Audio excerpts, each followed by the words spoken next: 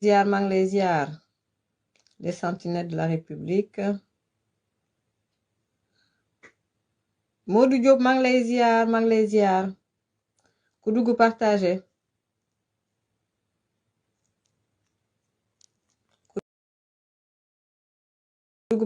ku dugg partagé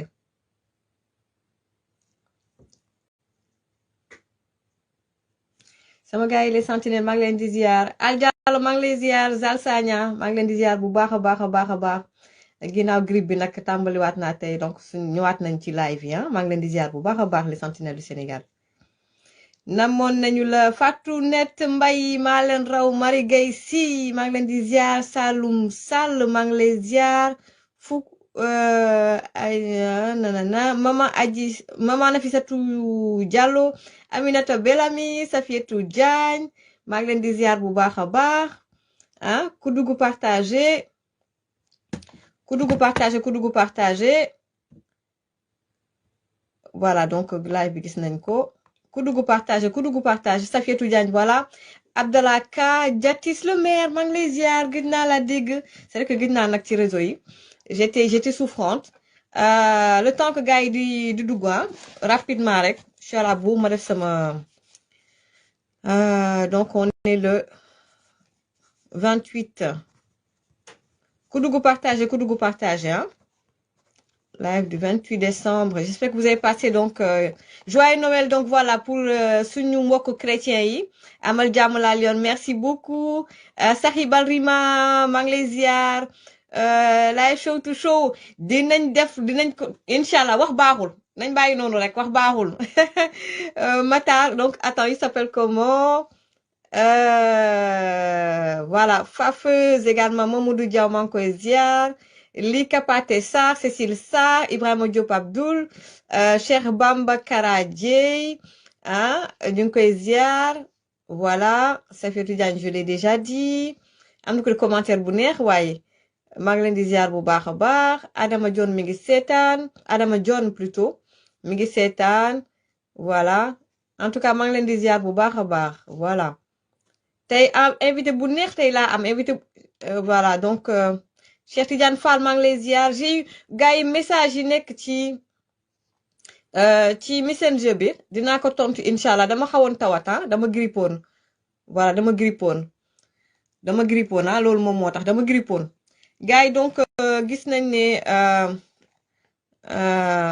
Xaar Mbay ma jaaga ndeysaan décès donc de la diva ndeysaan Xaar Mbay ma jaaga man sànq laa ko yëg voilà donc ñu ngi présenter suñu condoléances toute sa famille donc décès donc de Xaar Mbay Madiaga gis nañ ne voilà l'actualité politique est un petit peu en veille mais bon voilà on est en alerte il se passe aussi des choses surtout la tournée économique donc du président qui a été sabotée donc tournée donc du président dans le sud du pays qui a été sabotée donc par les éléments de Sonko par Sonko lui-même parce que lépp lu xew c'est lui qui est derrière donc saboté donc par Sonko donc gis nañ ne Bougar Diouf donc génn na di wax également waxu plainte donc voilà dinañ ci ñëw également diggante la guerre froide bi nga xamante ne nii am na man je dis guerre froide entre Sonko instant bi ni jamono ji c'est guerre froide entre Sonko ak le président donc Bassirou Diomaye Faye mais xam nañ ne les partisans surtout de Sonko c'est une guerre déclarée guerre ouverte bu garaaw contre le président Bassirou Diomaye Faye ñoom làkkatuwuñ nëbatuwuñ ñoom dañu fësal seen bopp et c'est Sonko qui est derrière voilà il est derrière donc la guerre froide donc fuñ ci tollu ñëpp a ngi xaar donc la sortie on va dire xam ngeen ne le 31 décembre donc dina am donc président donc dina def benn sortie comme tous les présidents s'il vous plaît ñi ngi saboter live bi def leen ay cœur ñi ngi saboter live bi quoi def leen ay cœur s'il vous plaît ñi ngi saboter live bi bu baax a baax donc là naa bàyyi tuuti le temps que ngeen def ay cœur parce que ñi ngi saboter live bi voilà ñi ngi saboter live bi waxtu dëgg maa ngi lay ziar bu baax a baax Bougar Garmi Diouf gis naa ko ci live bi ziar Bougar Diouf sera donc notre invité gars yi ñi ngi saboter live bi def leen ay cœur man même bu dee benn nit moo may seetaan dinaa def live bu soobee yàlla bu soobee yàlla dinaa def live message à la nation c'est ça yaa Ami Diop maa ngi lay ziar bu baax a baax ndeysaan sister maa ngi lay nuyu bu baax a baax Fabi Diop mi ngi seetaan Adja Camara mi ngi seetaan Saliou Ndiaye maa ngi koy ziar Aziz Faye mettez des cœurs parce que ñi ngi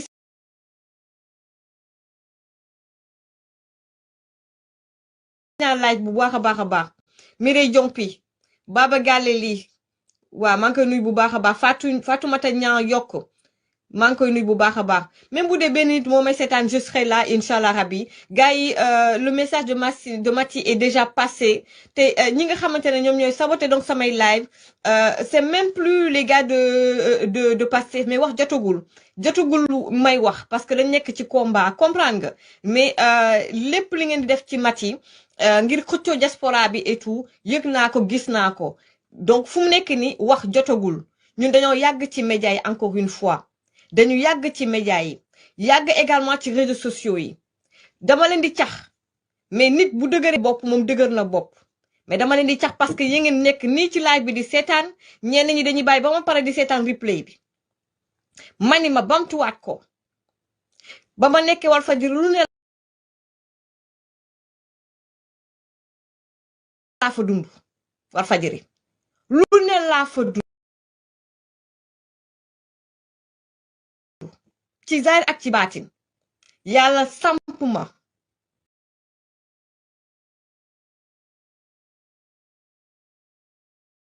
rayante ma dugg 2STV ñu tëggal ma fal benn Mamadou Ba l'ancien DG bii nañ ko bàyyeeg émission daal di dawal justice daal def lu juste ndax sénégalais yi ma bëggal seen bopp ñoo bëgg émission bi yàlla samp ma samp yàlla samp ma depuis boobu ba léegi nag 97 ba tey maa ngi ci média yi kenn mayu ma dara lépp lu ma am ci biir média yi maa ko defal nii maa ko ñàkk reyante ko kenn jàppalewu ma kenn sësu sama ginnaaw teel a ñàkk bàyyi yàlla samp ma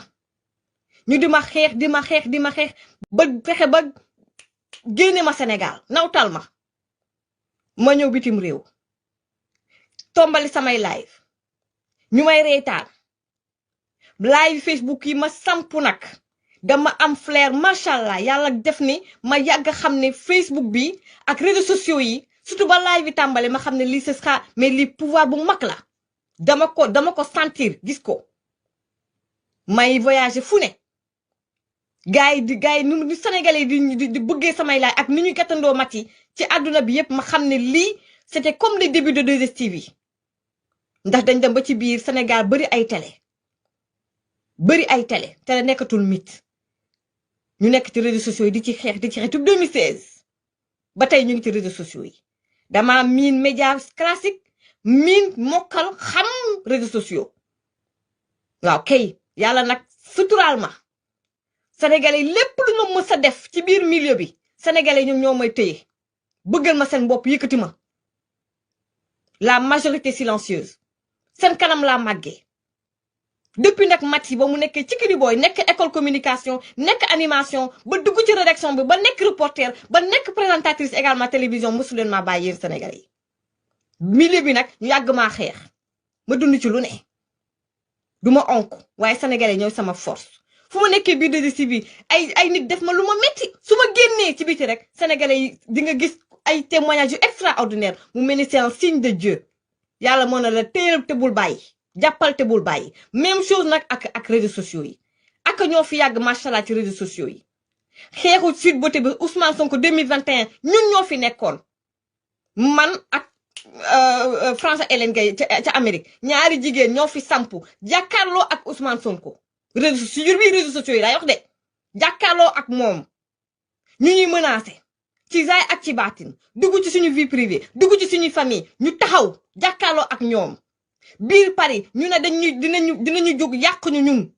ay attaque physique lu ne dund nañ ko ñu taxaw sampu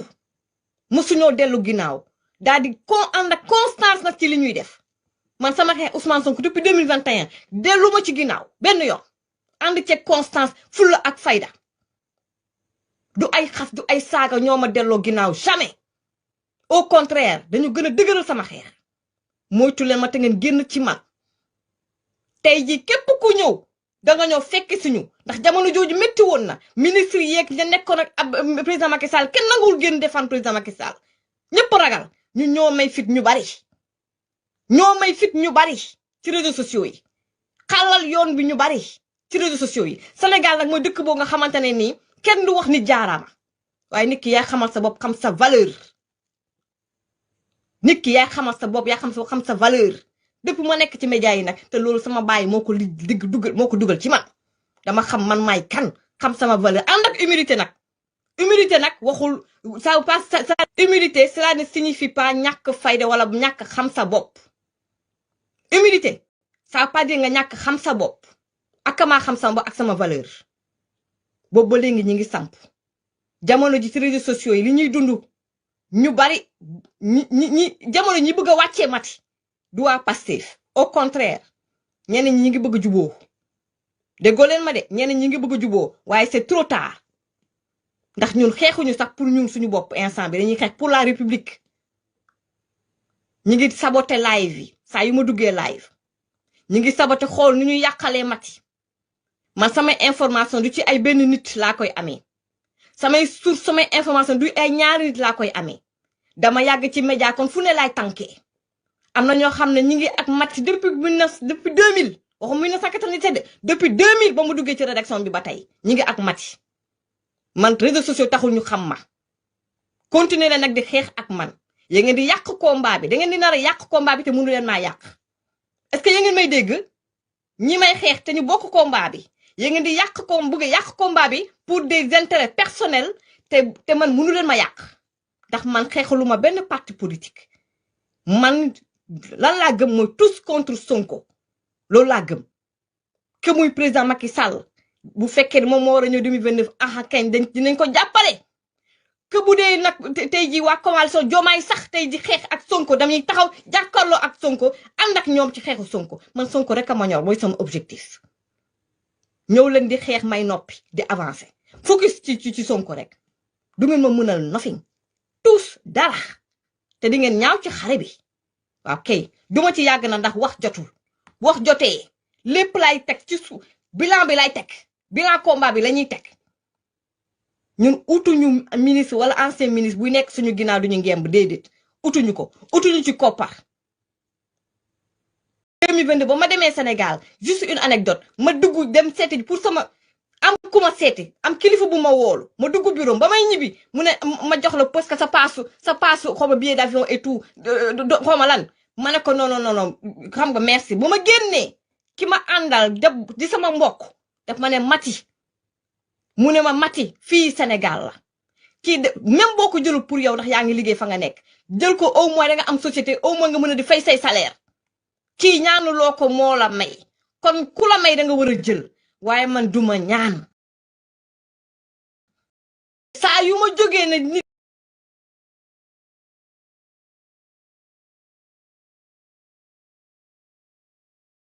jàppale ma pour mu mën a fay samay salaire la ndax man maa ngi yeewu 5 heures du matin muy metti lool ci neige bi ak ci sedd bi ak ci taw bi ma dugg di liggéeyi su ma amee ñaar dërëm ak sa mën-mën il faut qu'on arrête d'être égoïste dans la vie day am moment yoo xam ne ak combat yoo xamante ne ñu fàtte suñu bopp arrêtons d'être égoïste am na ñenn ñoo xamante ne bu ñu mënul manipuler Maty bu ñu mënul jël Maty comme Maty moom déjà moom elle est électron libre kenn mënu koo c'est-à-dire elle est tête brûlée la kenn mënu koo manipuler kenn mënu ko dara tënk ko ñoom bëgguñu yooyu dañuy bëgg dem uti ji ko xamante ne ni am na lu ko tënk déedéet man kenn tënkuma dara tënkuma damay wax lépp lu ma sentir laay wax ci samay live te moo tax boobu ba léegi nit ñi di ma topp muy ci télévision di réseaux sociaux man je suis là pour la majorité silencieuse je suis là pour personne mu jeex ay ñu ñëw ci waxtaan wi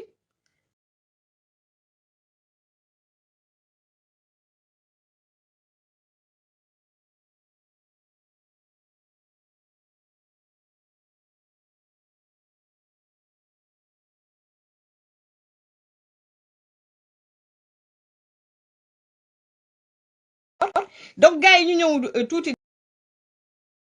donc voilà comme je l'ai dit tout à l'heure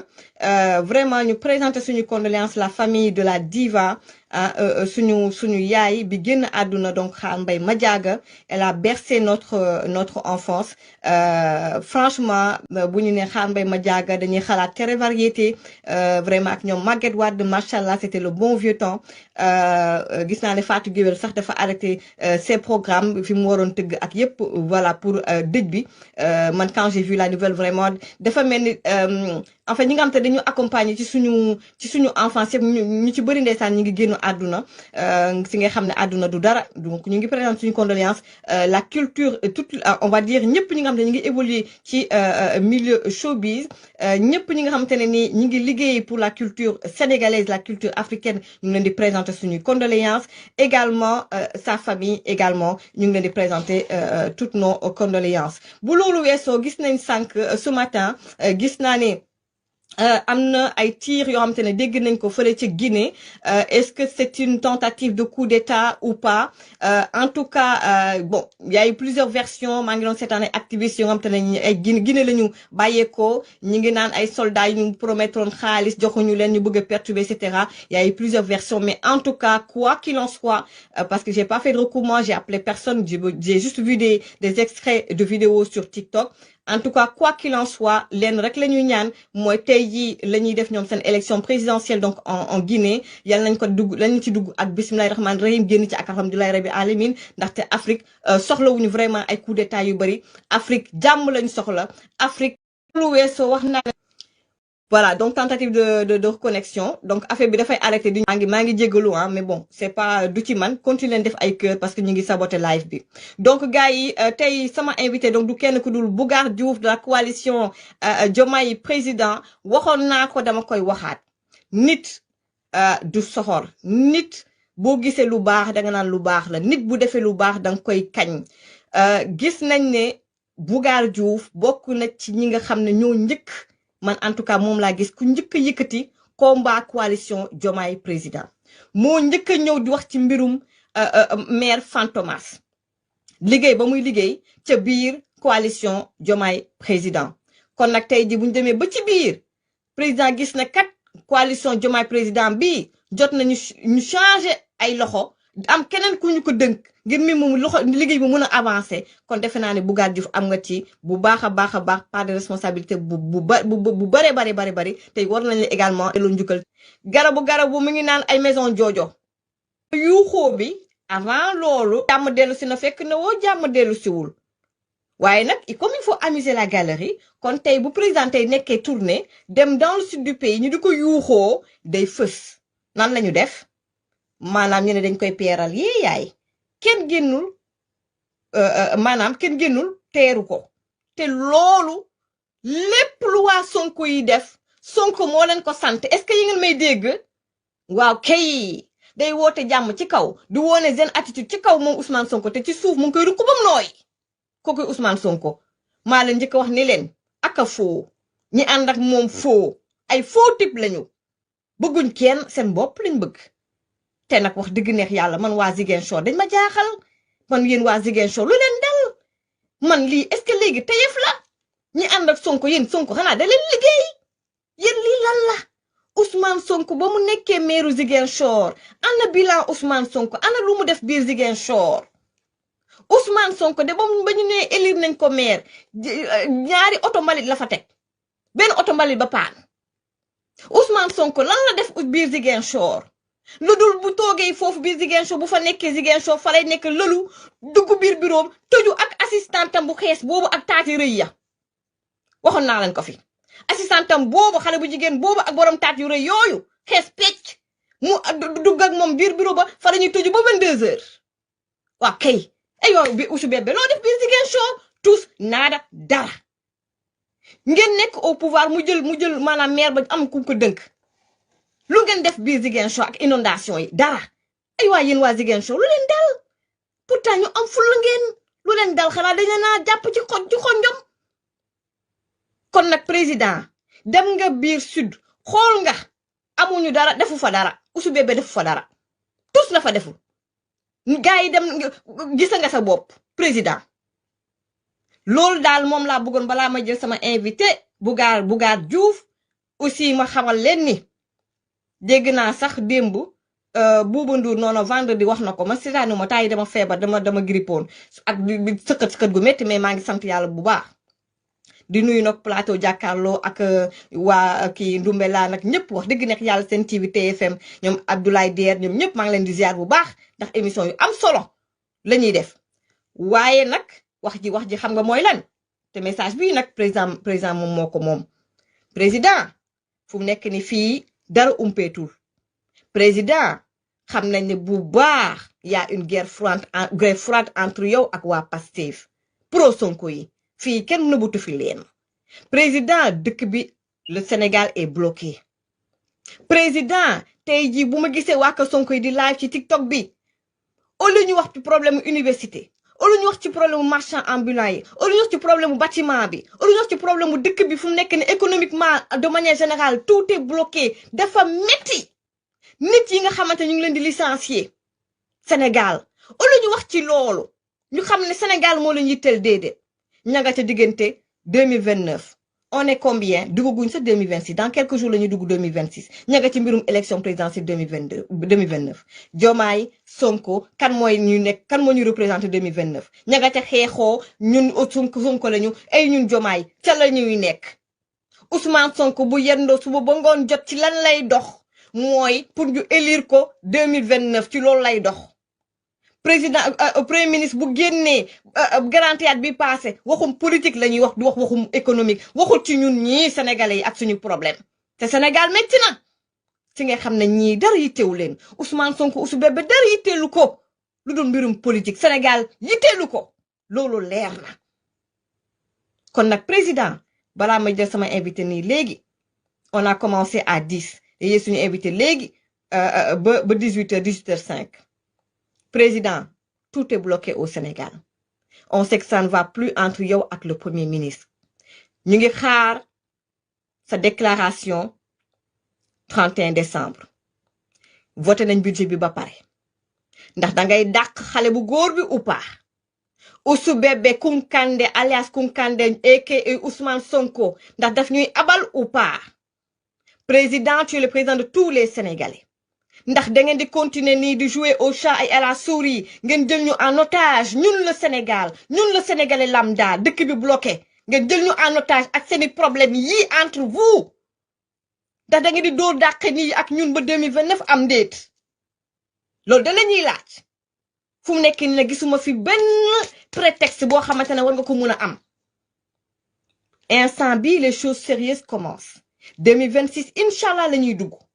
ndax dañ ci dugg continuer ci nii ndoxe naxe mbaay bi nii am déet ma de waxaat ko nag tu es le président de tous les Sénégalais te defe naa ne jamono ji du politique moo la yitteel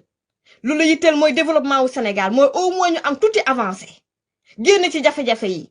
buñ demee nag ba 2028 xanaa ngi dox waxu politique te fu mu nekk nii benn problème la Sénégal am muy Ousmane Sonko benn problème la ñu am mooy jàppal Ousmane Sonko ma ngay xeex président Diomaye kon nag la balle est dans votre camp monsieur le président de la République gars yi sur ce may leen ma daal di jël sama invité ki nga xam ne moom mooy Bougar Diouf ñaawlu lool l'attitude du premier ministre lors de la tournée économique du président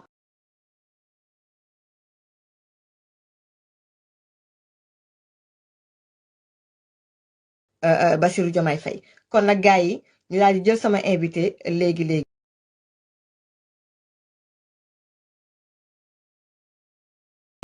may leen ma tuuti ma jël sama invité Bougar Diouf man nag bu ma sañoon Bougar la ñuy jël ñi jox ko deer ak kay Fantomas Abale lii da laa wax bale neen ñëw ok Daba maa ngi lay ziar bu baax a baax a baax waaw restons focus donc 2027 pour les élections locales Inch'Allah bon ki mu na avec la nouvelle responsabilité avec le président Amadou Ba Ibrahima Ndiaye moom moo ko wax Ibrahima Ndiaye moom nouvelle responsabilité la nekk kon nag gars yi nouvelle responsabilité waa APR Macky Sy waa PDS également ak également sama xarit Nafi Diallo maa ngi leen di ziar bu baax a baax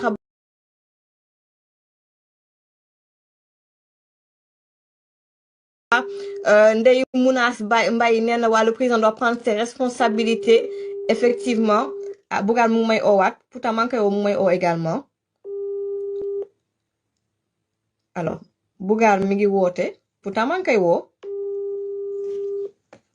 Jek Cissé maa ngi lay ziar également bu baax a baax pourtant Bougar maa ngi lay woo la solution c'est Karim Wade waaw Bougar maa ngi lay ziar bu baax a baax maa ngi lay ziar bu baax a baax loolu ziar yaa ngi si jàmm. maa ngi si jàmm bu baax a baax a baax Adja Camara nee na lan mooy menu du jour mooy suñu invité Bougar Diouf de la coalition Diomaye président moom mooy suñu invité ñuy waxtaan la situation du pays et actuellement situation politique économique également du pays donc Bougar Diouf nuyu nañ la bu baax a baax mu bàyyi la nga daal di nuyu waa diaspora ak waa Sénégal. waaw Mati maa ngi lay fay di nuyu sa. di nuyu waa Sénégal yëpp di nuyu kilifa di ñaan jàmm yàgg si réew mi. at bu bees bi ñu jublu aussi maa ngi ñaan yàlla mu doon atu natange problème yi am ni yëpp aussi ci politique ci justice jàppal bàyyi du loolu yëpp yàlla musal ñu ci at bi nga xam ne mu ngi mu ànd ak dem ak jàmm ñu dugg ci. waaw parfois nag waa parfois dégg-dégg bi dafay xaw a kii tuuti dégg parce que yow moom invité gu mat invité nga voilà donc ginnaaw sénégalais yi nga ñaanal ñu dugg ci at mi voilà ci jàmm ak salaam j'espère que ni rek dinañ ci dugg du mel ni comme 2025 nga xamante ne ni ay problème yu bare moom lañ ci dund ak diggante président Diomaye Faye ak également son premier ministre waaw waaw comme ni ma la ko waxee rek maa ngi ñaanal waa Sénégal yëpp 2026 bi doon atu naataange doon atu jàmm doon atu teranga coow yi nekkee yëpp yàlla dak ci 2025 alors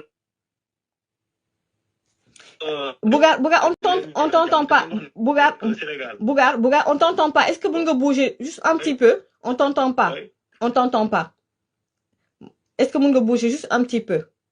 waaw xaaral waaw si je peux bouger un peu bu baax a baax waaw gars yi là c'est bon waaw là c'est bon c'est bon waaw bon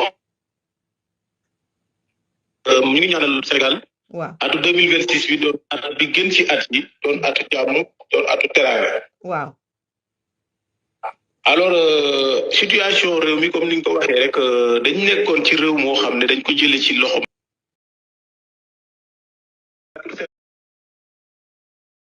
Sénégal nekk ci jàmm def loolu Sénégal nekk ci jàmm waaw léegi kii Bougar les internautes ils demandent à ce que donc voilà il y a un problème au niveau de la connexion man ce sera un peu difficile que je t'appelle pour appel normal directement mais est-ce que di nga ñu mën a voilà soit ñu voilà nga je sais pas c'est un peu compliqué. Je pense que là c'est bon je pense que ici c'est bon. waaw on y va on va tenter on va essayer. waaw. D'accord donc comme ni ma leen ko waxee rek Sénégal ñu ñëpp la dara du fi andi problème mu xëccoo wala si lu am boo xam ne wax dëgg fa Sénégalais dañu voté pour benn président bu dox dëkk bi dafa war a dox parce que day voté président on t'entend pas Bougar est-ce que di nga ñu mën a defar benn appel normal il n'est pas sur Wi-Fi il y a quelqu'un qui dit que tu n'es pas sur Wi-Fi est-ce que mën nga ñu defar appel normal waaw je suis sur Wi-Fi bàyyil ma wala l'appel normal waaw appel normal juste 15 minutes waaw ok voilà le temps que mu defal ñu appel normal xam ngeen ne dinaa ci ñëw balaa à la fin de l'émission dimanche il y a 15 jours maa ngi jëloon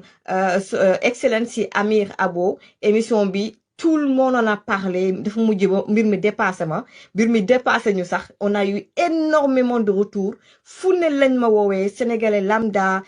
sénégalais diaspora j'ai eu beaucoup de témoignages également naa ci ñëw bu ci kanamee léegi voilà naa ci am lu ma ci cof mais on va dire li ci tukkee dina ci ñëw ci spécial live ndax Amir Abo Excellency Amir Abo dina toog face à face ak Mati Fall affaire à suivre waaye mbir mi bari na coow mbir mi def na effet fii la mburu mi xoyom-xoyomee ku bëgg sa communication jàllale dimanche de mati waaw kay li ma def la ma koo mën xam ko waaw kay maa ngi lay ziar voilà c'est bon waaw voilà donc comme ni ma la ko waxee rek maa ngi ñaanal Sénégal yëpp at bi ñëw doon atu jàmm doon atu teranga waaw alors problème yi fi nekk mooy on ne peut pas gouverner deux personnes ne peuvent pas gouverner un seul pays mënta nekk Sénégal dañoo fal ab président bu tudd Diomaye Sonko mooy premier ministre billahi wallahi wa rasul Sonko bu ko neexoon mën naa doxal Sénégal mais comme dañuy xalaat 2029 mën nañoo bañ a doxalee noo xam ne mën naa tax dëkk bi naat ñun nag mënuñoo am dëkk toog di xaar premier ministre toog di xaar 2029 en fait ñu ngi am ay yoo xam ne franchement sénégalais mënuñoo voter président toog 5 ans yoo xam ne da ngay toog di seetaan loolu mënta nekk loolu moom quoi que l'on puisse dire wala ak lu mënti am du ñu nangu voter président ba pare toog di xaar 5 ans pour ne après élection day am wala dugg na fii génn fi loolu moom du mën a nekk loolu que ça soit clair si ñëpp alors fi mu nekk nii je pense que c'est très clair ah waa Pastef bi Ousmane Sonko di xas Diomaye ñoom ñu ngi fi woon mënoon nañoo wax mais waxuñu te Sonko yàgg na fi naan amuñu autorité yàgg na fi naan président Diomaye matul kilifa yàgg na fi di naan président Diomaye amul courage politique loolu Sonko yàgg na ko di ko wax te pourtant waa Pastef ñu ngi fi toog defuñu dara alors tey yàlla def ñu doxalee ni ñu doxalee ak coalition Diomaye di liggéey au nom di liggéey la ki nga xam ne moom mooy le président de la République ba ci dem ba ci coalition je pense que c'est assez clair ñoom su fekkente ne ñoom dañu ne mënuñoo ànd ak Diomaye parce que bëgguñu liggéey ak Diomaye mais ils n'ont qu'à démissionner de leur poste bu ñuy xaar ni dàqale su fekkente ne ñoom mënuñu liggéey Sonko lañ donc mooy seen candidat 2029 te ñoom franchement 2029 lañ bëgg a jëmee réew bi pour liggéey ils n'ont qu'à démissionner de leur poste bàyyi ñun ñu liggéeyal président de la République ñoom nag dañuy xaar président démettre ki nga xam ne moom mooy Ousmane Sonko fu mu nekk c'est un jeu d'échec dañuy xaar ñu démettre ko looluy problème bi foofu la amul foofu la fulla bi nekkul parce que yow su fekkente ne yow premier ministre nga liggéeyoo da nga bëgg a dem 2029 gis ngeen ne yow ak président am ngeen ay malentendu ci côté politique yow demoo dikkoo bëggoo liggéey mais tu n'as qu'à démissionner pour xaar ñu dàq la parce que ñu dàq la ak yow xanaa xamoo buñ ko dàqoon sax xanaa xamoo loolu sax moom mooy tànn ci moom ci boppam que moom bu démissionné la boppam ci lay ëpp fulla parce que da ngay naan lii boolewuma ci ma mu jeex mais du nekk loo xam ne yow daf lay wóor ne yow da nga toog ne man defatuma mais jéemoo defoo dara da nga toog jàpp ñaaw ba président di def tournée économique yow nga nekk fii woo ay avocat def conférence de presse c'est comme si tu vas à l'encontre de la tournée économique loolu dafa mel ni taloo sax économie dëkk bi lépp ça tourne autour de la candidature de Sonko en 2029 tous les DG yi nga xam ne ils sont avec Sonko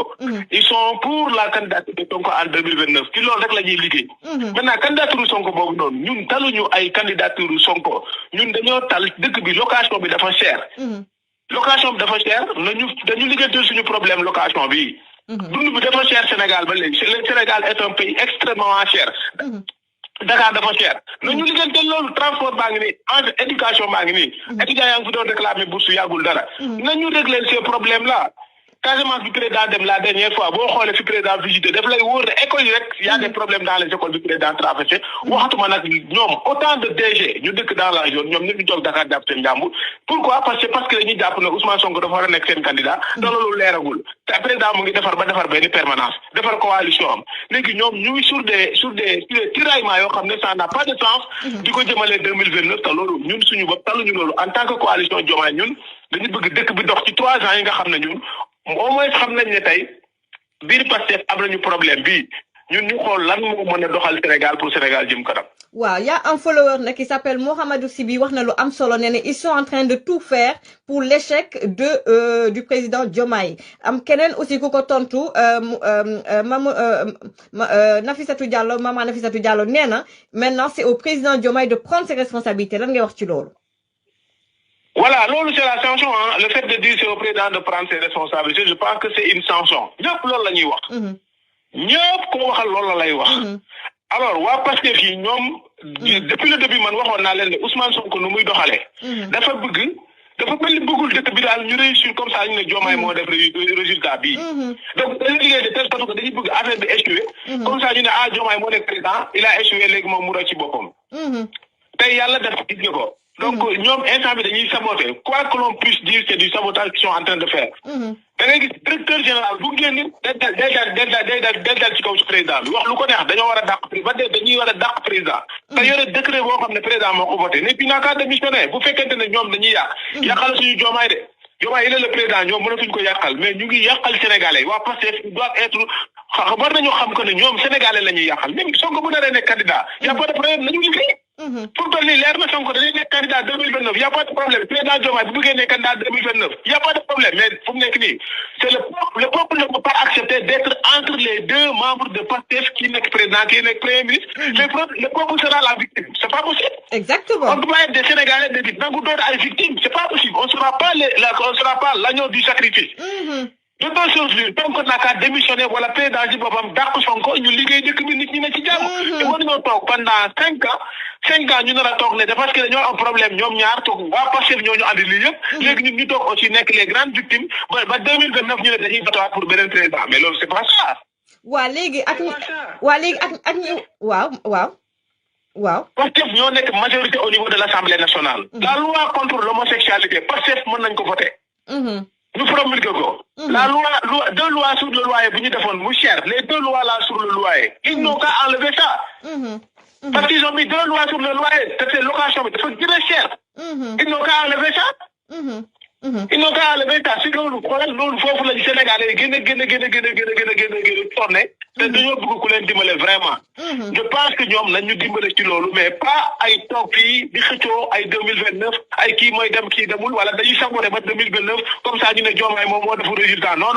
Le résultat incombe le parti Pastef parce que Pastef ñoom ñoo fenn le président. ñun ñu jàppale leen président bi falu président bu faloo ñoom ñuy xeex président loolu daa am fenn.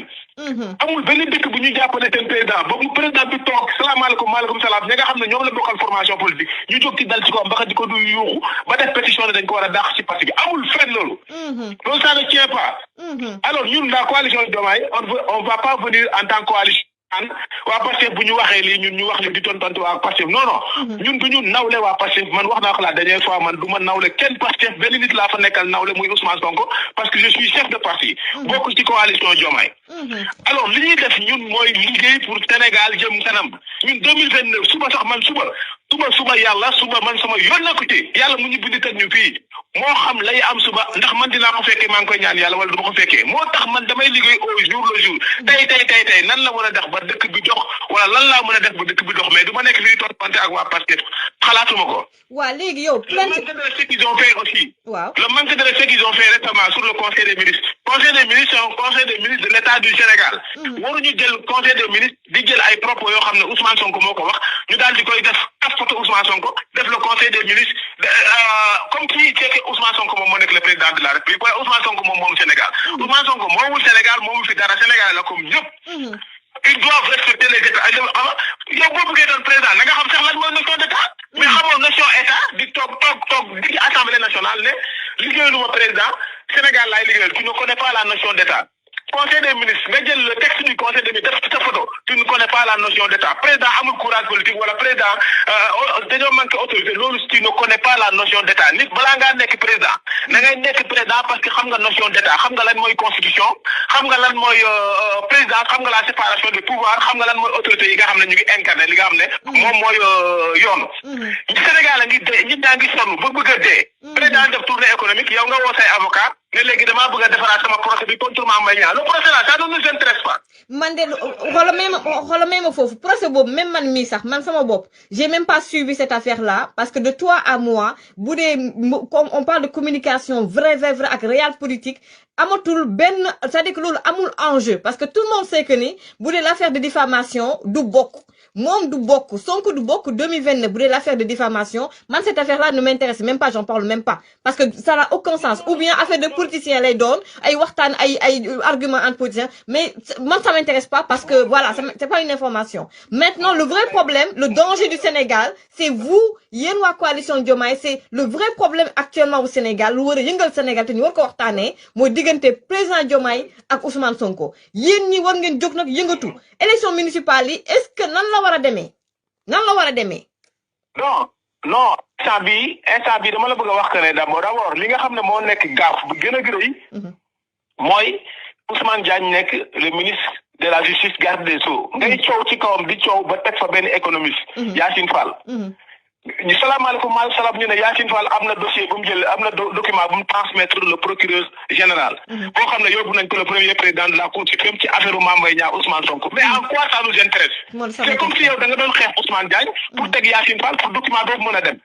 tout à moo tax man ne Ousmane Sonko tout c'est Ousmane Sonko tourne vers 2029 te yow mënoo falu nekk premier ministre war a doxal dëkk bi doxaloo dëkk bi bari wax waxi 2029 ñun taluñu 2029 taluñu projet mu bokk ak mu ñàkk a bokk man sama yoon nekk ci man li ma bëgg mooy Sénégal dox ci 3 ans yi nga xam ne teg nañu waa Pastef ci nguur gi Sénégal dox ñu arrêté tout ce qui loo xam ne amaluñu benn intérêt même élection 2024 yi di ñëw wala élection 2027 mais balaa ngaa àgg 2027 da ngaa dund 2026 2023 2024 ak 2025 dañoo tarti sénégalais yi dañoo sonn xoolal fi mu toll nii c'est foire Dakar dama foire il y a rien boo demee foire il y a rien boo demee fële ni ñu ko waxatee boo demee instant bi Casamance président de monde il y a rien boo demee ci marché yi kenn jaayul kenn jëndul il y a rien les gens n'ont rien du tout loolu léegi nag ngay wax waxi élection dañoo tali élection talu ñu ay élection talu ñoom am jot boobu noonu ñun la coalition Diomaye on vient appuyer le président de la République pour li nga xam ne mu ngi koy def ñu jàppale ko mu visible liggéey bi nga xam ne aussi dañ ko war a def bu soobee yàlla pour defal ko pour président am bilan bu rafet bu mu présenté Sénégalais liggéey boobu dinañ ko commencé bu soobee yàlla ci 2026 bii te dinañ jàppale président comme si même président dootul sax soxla xam wala tal waa Pastef pour liggéey parce que bu dee liggéey rek ak expérience ak lu mu mënti doon ñun am nañ ko bu soobee yàlla dañ ko defal. waaw avant dernière question parce que da ngay woote appel normal xam nañ ne voilà y a beaucoup de gens qui font des commentaires genre la RTS souffre ay Pape Alé Niang je sais que ni waa RTS ñu ngi fii di seetaan ay des employés donc de la RTS parce que y a beaucoup de commentaires ci li nga xamante ne nag xew na fële ci RTS avec Pape Alé Niang donc gis nañ ne waa direction yu bëri ñaxtu yu bëri na université également étudiants yi ngi ñaxtu bien que léegi donc voilà ça s'est calmé franchement on sent que en fait c'est comme dëkk bi c'est en ébullition c'est-à-dire que fu mu nekk nii juste benn kii bu alpen bu ndaw rek dëkk bi ñaanu ma ko yàlla dafay tàkk parce que ñëpp a sonn Bougar la première des choses la première des choses Pape Alé Niang bu ñu ko defee directeur général RTS dama leen ne Pape Alé n'a pas la probité pour être directeur général RTS loolaa leen njëkk a wax président mos na conseil des ministres président mos na def discours Pape Alé Niang il n'a pas sorti tout le discours du président tey visite du président bi def Casamance la tournée économique là ça devait être encadré en direct par la RTS de bout en bout le Pape Alé Niang defu ko il ne l'a pas fait c'est la RTS qui devait accompagner le président léegi ñan ñoo fa nekkoon Malamine Fall ñun on a eu des informations à partir de Malamine Fall moom mooy filmer moom mooy def commentaire moo ñu yónnee ñun loolu la ñuy partagé ci Malamine Fall en dehors de Malamine Fall il y avait aucun journaliste sur les lieux benn kenn gisuñu koo xam ne boobu mu ngi wax Casamance à part ñi fa nekkoon xëy na di filmer seen caméra mais en dehors de ça dara gungewul président wala gisuñu ko fenn defuñu ko en direct defuñu vidéo yoo xam ne sax war na tax ñu ne nii c'est une tournée économique amul benn yoon donc loolu noonu muy RTS muy yeneen direction yi boo xoolee la direction le fonds de l'habitat social boo xoolee foofu noonu ay employés saisir nañ ma ne dañ leen di nekk di leen dàq instant bii 5 et plus di leen dàq ci ay rapport dégg naa ay rapport intérim yoo xam ne kenn xamul bopp bi ak tànk bi dama leen ne d'abord la question juridique balaa ñu woon na nekk une question politique la question juridique mooy dem leen au niveau du tribunal du travail dem leen au niveau du tribunal l'instruction du travail ñi ñuy dàq port yëpp dañu am CDI yi ñuy dàq fi nga xam ne moom mooy OMVS mooy CEGEM OMVS la bokk ak ñi nga xam ne dàq nañ leen sur le fonds de l'habitat social dama leen ne d'abord occupez-vous des questions administratives et des questions juridiques bu fekkee ci yoon yéen a am dëgg ñu bañ leen a jël tey c'est une question politique te dañuy xool ay nit yoo xam boo defee statut Sonko maanaam booy liggéey tey def statut yoo xam ne statut Diomaye wala nga jàppale Diomaye rek automatiquement ñoom dañuy ñëw dal sa kaw. mais ma foofu mais ma foofu Bougar. mais Amadou Camara bind na ko alors Amadou Camara bind na ko nee na aux impôts et domaines il y a eu des affectations purement politique donc Galas Dia également nee na demain il y aura port brassard rouge au niveau de la RTS parce qu'on a suspendu l'accord d'entreprise au niveau de la RTS par Pape Alé Niang je lis les commentaires. déglu maax la entreprise yi nga xam ne déglu maax la dans les entreprises où il y a du népotisme et il y a du favoritisme et des recrutements ou bien des avantages politiques yoo xam ne ci ay nitu Ousmane Sonko la jëm gis nga fële mooy fële kii ni quoi ASP fan la l'agence des ASP. waaw. agence des ASP lu mel noonu am na foofu noonu. fonds de l'habitat social lu mel noonu am na foofu RTS am na ko. impôt et domaine am na ko port autonome de Dakar am na ko. te boo xoolee c'est des trucs yoo xam ne dañ ko tere woon Macky Sall ne ko bul def ay recrutement politique. wala bul def ay manœuvre politique bu demee ba waa doon jaay foog a jaay njool Fouta mu doon jaay foog a jaay nee na recruté nañ ko port. kooku lan mooy liggéey. kooku lan mooy doon liggéeyam. c'est un Sénégal war nañ ko jimbale ci ñeneen mais pas ay recrutement ci du kenn xamul te ñu ngi dàq booy nga xam ne c'est des ingénieurs. SOGEM ay ingénieurs lañ fa dàq ay ingénieurs barki yàlla fond de SOGEM c'est des ingénieurs que les gens ont renvoyé. ay ingénieurs billaay walaay rasulilaay. mu ne leen pourquoi ñu ne non c'est parce que dugg na fii génn na fii y a le gars là xaw ma lan ak lan c'est un ministre xam nga c'est un directeur de Cheikh Tidiane Dièye xam nga nu mu demee noonu ainsi de suite. des fois même damay jël benn ministre ma envoyé ko message ma ne ko je ne veux pas médiatiser des choses yoo xam ne mën naa am des retours juridiques je préfère nit ñi wax mais jàppal ne bés bu amee victoire juridique sa kaw laay ñëw.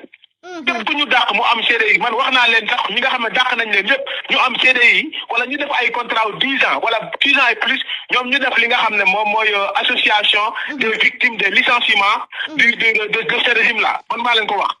te bu soobee yàlla dinañ ko def boole naa leen ak ay avocat ku mel ni maître Aliou Badara Fall boole naa leen ak ñoom maître Djibril War ak yeneen avocat yoo xam ne man maa leen boole ak ñoom même maître El Hadj Diouf aussi boole naa leen ak ñoom am na texte yu ma bind envoyé ko presse yi.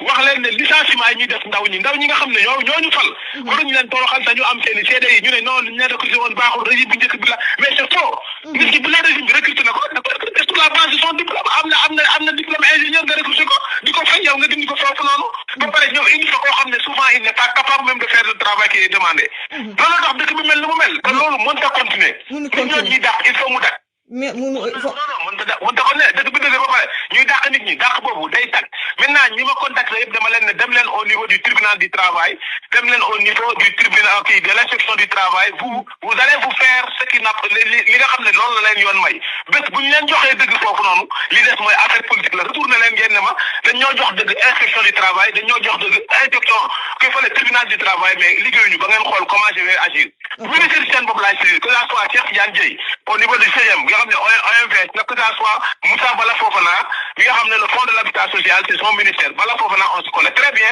c'est quelqu'un que j'ai connu très juste et je ne veux pas franchement di jël ay fausses informations di jëm ci kawam mais daf ma wóor yàlla ne bés mu amee information boo xam ne dëgg la ils ont fait du népotisme ils ont fait du favoritisme wala recrutement mbokk wala recrutement ay jegeñaale di leen def yenn privilèges yi même au niveau du fonds de l'habitat social dégg naa am na stagiaire yoo xam ne foofu dañoo am seen bureau stagiaire bu am bureau am ordinateur am lépp dégg naa loolu stagiaire doy na waar yu am avantage yu ay ingénieur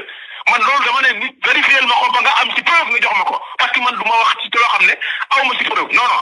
mais bés bu ma amee preuve ne il y a des stagiaires qu'on a donné des bureaux ñu am lépp am tout comme des rangs d'ingénieurs au niveau du fonds de l'habitat social mais loolu c'est la dèche loolu dañ koy xeex loolu mënuñ ko bàyyi noonu. doy na waar. c'est pas même la personne de Sonko parce que Sonko premier ministre la war a doxal dañ koy naan Ousmane Sonko ni nga war a taxawee xam na ko def ko mais quant à les directeurs généraux yi nga xam ne ñoom la ñu fal di def ay favoritisme di jël ay seeni nit di fal di dugal di def lu leen neex ba pare jël stagiaire may ko raaw ingénieur mais loolu ça on n'acceptera pas. c'est scandaleux même ñuy critiquer Ousmane Sonko noonu la ñuy dalee ci kaw ni ñooñu ñu delloo nit ñi dem liggéeyuwaat ñuy licencier dañoo am seen CDI teguñu ko fenn nañu jël nit ñooñu bàyyi la ñu dem liggéey. dernière. ci am CDI mënoo ko dàq comme ça non c'est pas vrai rapport mënu ko dàq dara mënu ko dàq boo ko defee loxo te day dem ci yoon nga corriger ko nga sanctionné ko nga orienté ko feneen mais mënoo ñëw ñu dàq nit ki. wax nga en tout cas c'est scandaleux dernière question en 2 minutes dégg nañu xam nañ ne am macha allah félicitations ut ngeen ba am seen siège coalition Diomaye président kon yéen foofu leen. waaye dégg naa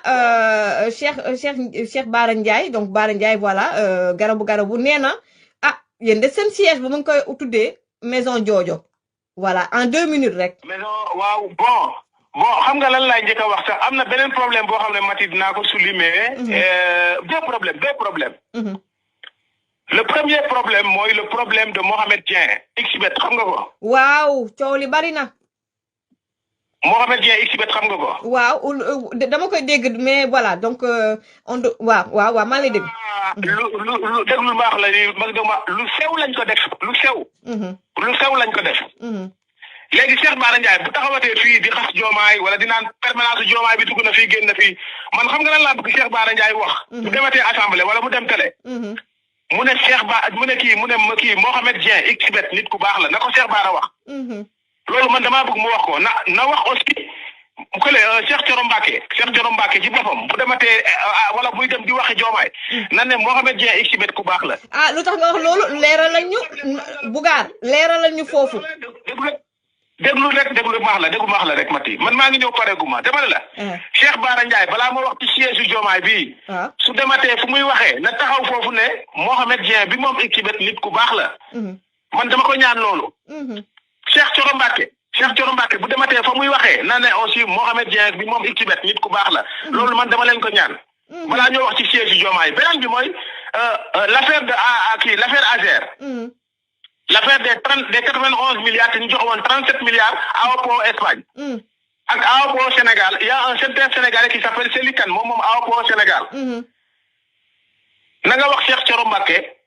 bu taxabatee fu muy waxee Diomaye wala di critique Diomaye na ne Selikan boobu ki moom à Oppo Sénégal nit ku baax la dama ko ñaan pour mu waxal ma lool rek. d'accord. non donc loolu dafa ne ku la defal lu baax soo ko waxul bu lim ay noonam na la ci boole. dëgg la. loolu laa leen di may ñoom ñaar ñooñu. waaw kay. garabu nag dinaa dellu si moom pour ne ko man du ma nawlem du ma moromam man Bougar man Ousmane Sonko mooy sama nawle. xale bu la tooñee dañ koy dégg nokku mbaayam. ok. il y a même le jeune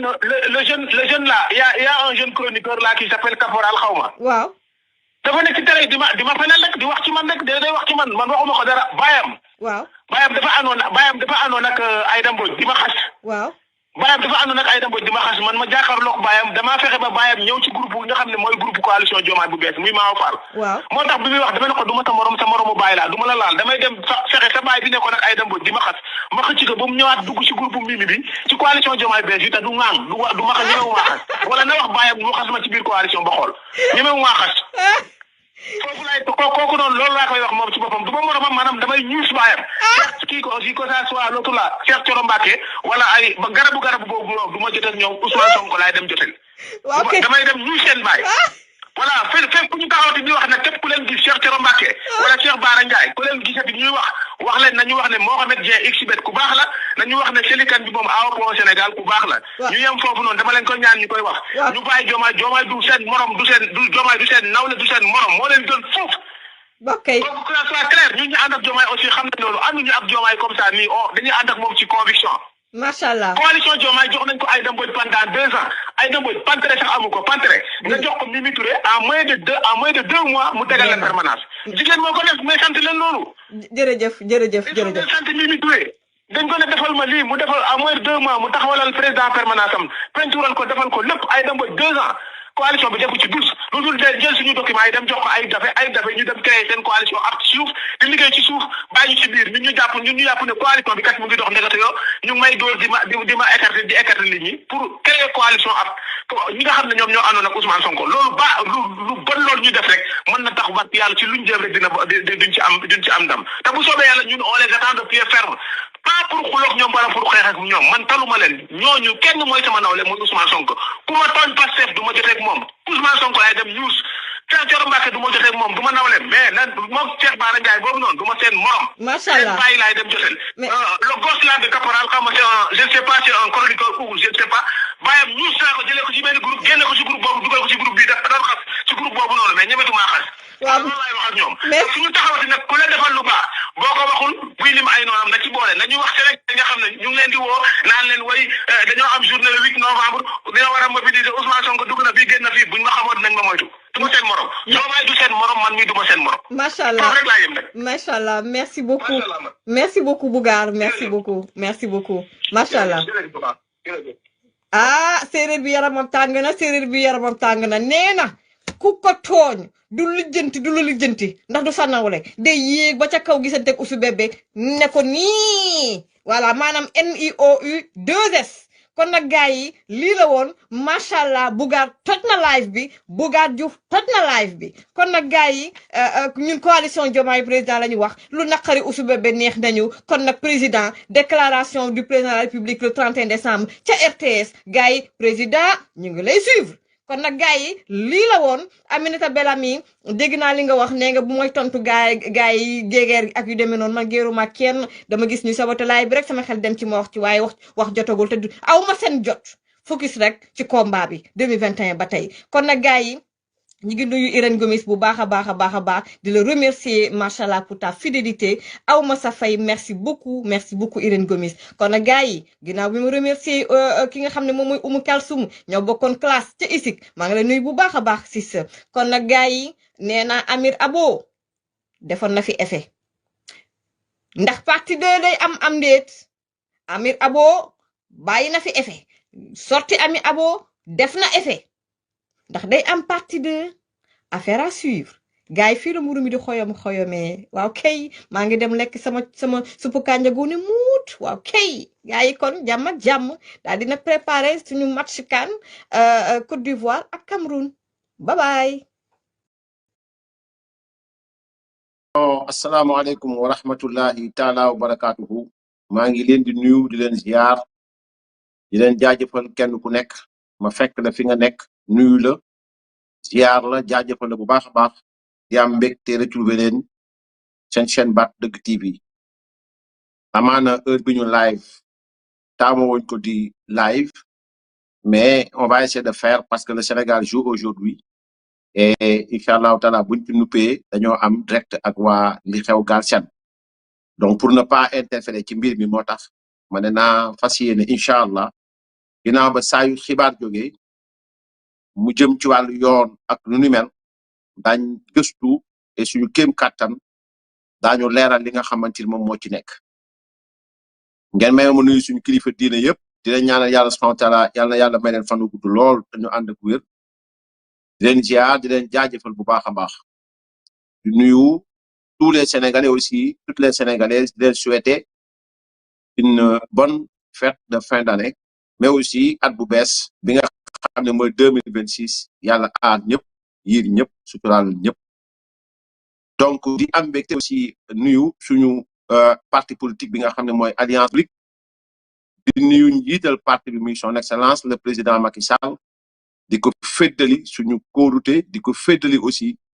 gëm-gëm bi nga xam ne am nañ ko ci moom ak taxawaay bi nga xam ni incha allahu taala taxawaay bu mucc ayib la buñ taxaw ci wetam di souhaiter à ma sœur Jeanne Diop joyeux anniversaire ma sœur mu nekk une républicaine dévouée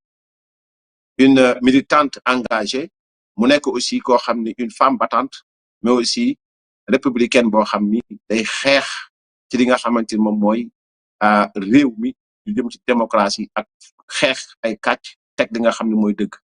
donc joyeux anniversaire à ma sœur Diane Diop di ko ñaanal yàlla subhanahu wa taala donc moom it yàlla na ko yàlla may fan gudd lool te anniversaire am bi yàlla na ko dëkk di fete ay ati at dem ba ay doomam ak ay setaatam di ko fetel ci wetu borom këram bi nga xamante ni ñoom ñaara ànd yàlla dëggal leen jubóole leen incha allahu taala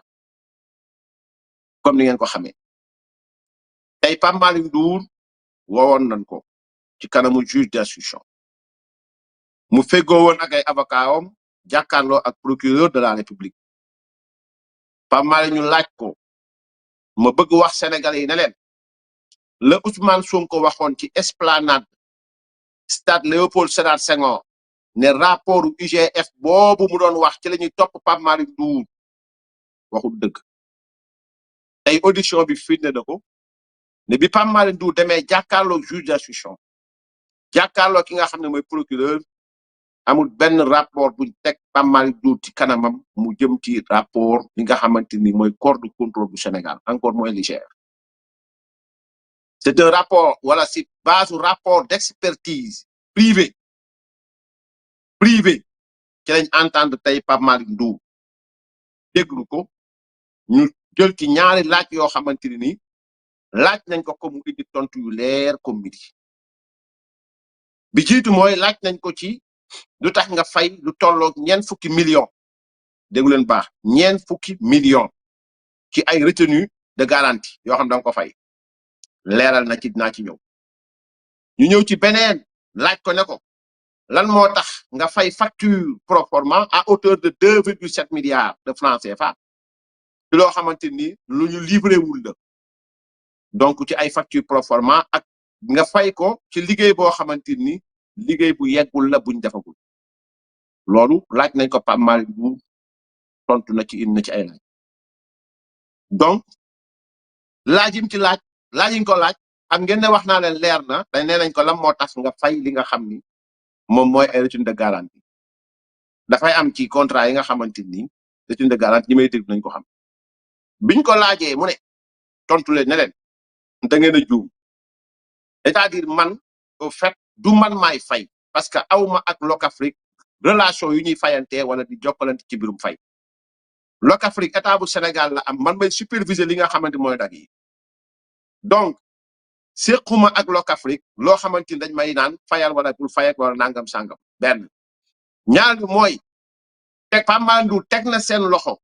enquête kat bi muy procureur muy juge d'instruction Pape Malick Ndour teg na ci loxo benn bataaxal boo xam ne bindoon na ko ngir wax ni bu ñëwee ba tonn ci benn jamono ñu ne masalan tey jii war na noo fay mu ne du man maay wax fayal wala fayul déedéet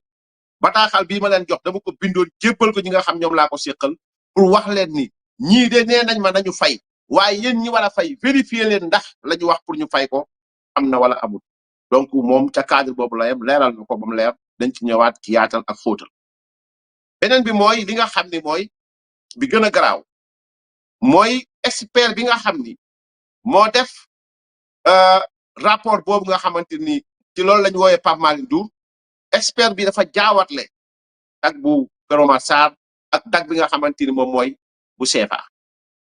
c'est-à-dire que Pape Malick Ndour ne leen li muy wax ci 2,7 milliards lan moo tax nga fay te fekk ne liggéey bi parewu expert bi dafa juum dafa jaawatle d'abord fayuma ci facture proforma primo mooy bu ñu nee fay ma fay proforma mooy la ma fay daf fekk ne am na facture yoo xamante ni facture yii leer na nañ ko mudi mu am facture yoo xamante ni clé maanaam réception clé en main mu ne li mu wax nii ci rapport am dafa juum dañuy pas dag bi mu wax mais daggu CFA la te daggu CFA bañ koy fay ci autour xaalis bi ngeen wax nii du xaalis dag ko Moussa bi wax non c'est le dag bi nga xamante ni moom mooy bu CFA indi leen firnde yu leer indi leen ay leeral yu leer mooy leen ba ma koy fay boobu fekk ne dag bi pare na nuppi na et sénégalais bu nekk bu demee Sédhiou dina gis li nga xam mooy dag bu CFA dag bu CFA man dem naa fa gis naa la mu liñ fa liggéey gis naa na mu mel président daa inauguré woon nag président nag xam na donc la ca nekk kon ñaari laaj yooyu ñu laaj Pape Malick Ndour et waxoon naa la ne il est structuré il est bien assis Pape Malick Ndour xam na li muy def xam na li muy wax donc laaj yooyu lañ ko laaj indi na tontu yu leer jox leen firnde yu leer ba mu leer ci bopp juge bi leer ci bopp procureur bi mais li gën a garaaw mooy rapport boobu ñuy wax du rapport boo xam ne rapport corps de contrôle la mais rapport la boo xamante ne ay experts ñoo ko def rapport privé la pour mu clair kon la waaja doon wax fee 8 novembre su ma juumul di wax naan rapport boo doon wax biñ ma ko doon nëbb moo dugal waaji waxul dëgg rapport privé la cabinet privé la comme ni ngeen déggee cabinet Mazars cabinet privé la et dans ce rapport il y a jamais eu de contradictoire ña def rapport bi mësuñu woo Pape Malick Ndour mësuñu koo laaj ci dara te rapport tàmm nañ ci saytu nañ ci li nga xamante ni moom mooy nga laaj ki ngay laaj laata ngay def naan def nga wala defoo nga laaj ko mais c'est sur la base de ce rapport privé là qu'il y a eu réquisitoire supplétif bi nga xam ni moom la procureur def ba ñu mën a dugal Pape Malick Ndour nii donc loolu mooy li nga xam ni bëggoon naa ko leeral ci mbir mi ci ay questions yu claires dinaa ci xóotal tontu par tontu wax par wax document par document yi nga xam ni ça a été mis à la disposition du juge d'instruction aujourd'hui lors de l'audition de Pape Malick Ndour. Il ne s'agit pas d'un rapport de l'IGF ou bien de l'IGE ou bien de la Cour des comptes. Pire, Pape Malick Ndour leur a clairement dit que bu fekkee ni bëgg ngeen xam li ñu fay ak lu ñu fayu y a le rapport de la Cour des comptes qui est une autorité boo xamante ni def na rapport xool na facture yi jamais au plus grand jamais dans le rapport de la Cour des comptes bi nga xam ni moo concerné Pape Malick Ndour rapport boobu mësta am lu mu mën teg baaraamu tuuma joxoñ joxor bi ki nga xam ne mooy Pape Malick Ndour kon mënuñu fee bàyyi rapport Cour des comptes bi nga xam ne wax na wax bu leer dem jëlee rapport cabinet privé mu ñëw ngir ñu dugal ay doomu aadama parce que nguur gi ci loolu lay dox nguur gi ci loolu lañ nekk ku ñu mënta sosal lu ñu mënta am ci loo xamante ni rapport corps de contrôle yi ñu xam identifié leen bi nga xam ne mooy Cour des comptes rapport bi c'est public rapport bi c'est à la disposition de tous les Sénégalais et ce n'est pas sur la base de ce rapport que Pape Malick Ndour a été convoqué ni inculpé sur quoi que ce soit. C'est sur la base d'un rapport de cabinet privé, d'un expert qui a confondu deux dates. Jël na montant boo xamante ni comprendre et pas mal du wax na leen ko leer na ko midi ne seen expert bi dafa jaawate dag yi waxuma dag bi mu wax dag boobu lañ fay dagu kër dagu CFA la ñu fay. Donc wax bi leer na ko midi leer na ci nopp procureur leer na ci nopp juridiction bàyyi leen doomu jàmbur tekkil ko di leen ko takkal parce que Ousmane Sonko li mu bëgg mooy jël doomu aadama yi takkal leen jaray jaam jaray toogal fii pour bouger toogal fii pour politique toogal fii pour wax. Jamais dans ce qu'il a eu à raconter, jamais dans ses bobards, jamais dans ses errements, il n'a daigné apporter des preuves claires. Il part chercher des cabinets privés pour jeter le discrédit sur de les citoyens. Et c'est de cela qu'il s'agit. Et nous dénonçons cela en tant que militants de l'Alliance pour la République, en tant que camarade de Pape Malick Ndoumé, en tant que membre du secrétaire exécutif national de l'Alliance pour la République. Ginnaaw bi ñu xamee ne seen rapport scientifique yi tekkiwu tous ñi ci dugal yëpp génn nañu li ñuy wut mooy expert entre guillemets expert en quoi qui dans ce pays est plus expert que ces magistrats de la Cour des comptes qui ont fait un rapport exhaustif, rapport clair, net et précis sur le Prodac et qui n'ont trouvé aucun amul benn grief bu ñu gis bu ñu mën a takkal Pape Malick Ndoumé. Il y en a pas. Et il faut que ces agissements s'arrêtent et il faut que les gens dénoncent cela.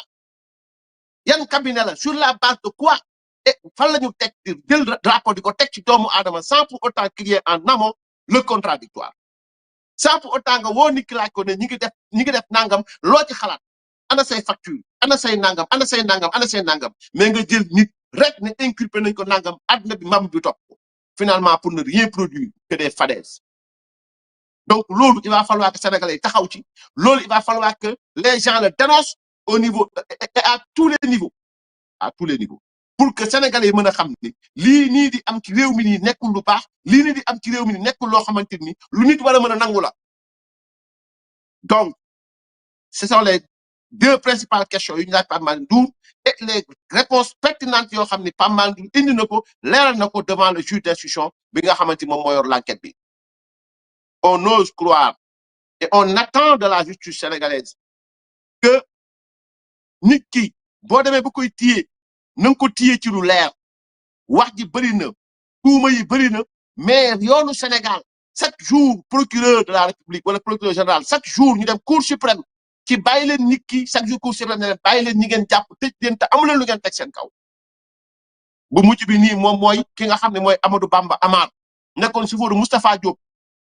fi mu mujjee cour suprême mooy dañ ne procureur général ne ko li nga fi indi nii doyuñu li juge bee wax ne mooy dëgg bàyyi leen jàmbur ñu ñibbi parce que amu leen lu ngeen teg ci kawam amu leen benn preuve wala firnde bu ngeen fi indi. li yëpp di ko indi mooy y' a pas eu de contradictoire li yëpp di ko indi mooy vouloir satisfaire les égos surdimensionnés d'un homme boo xamante ni qui n'a aucun scrupule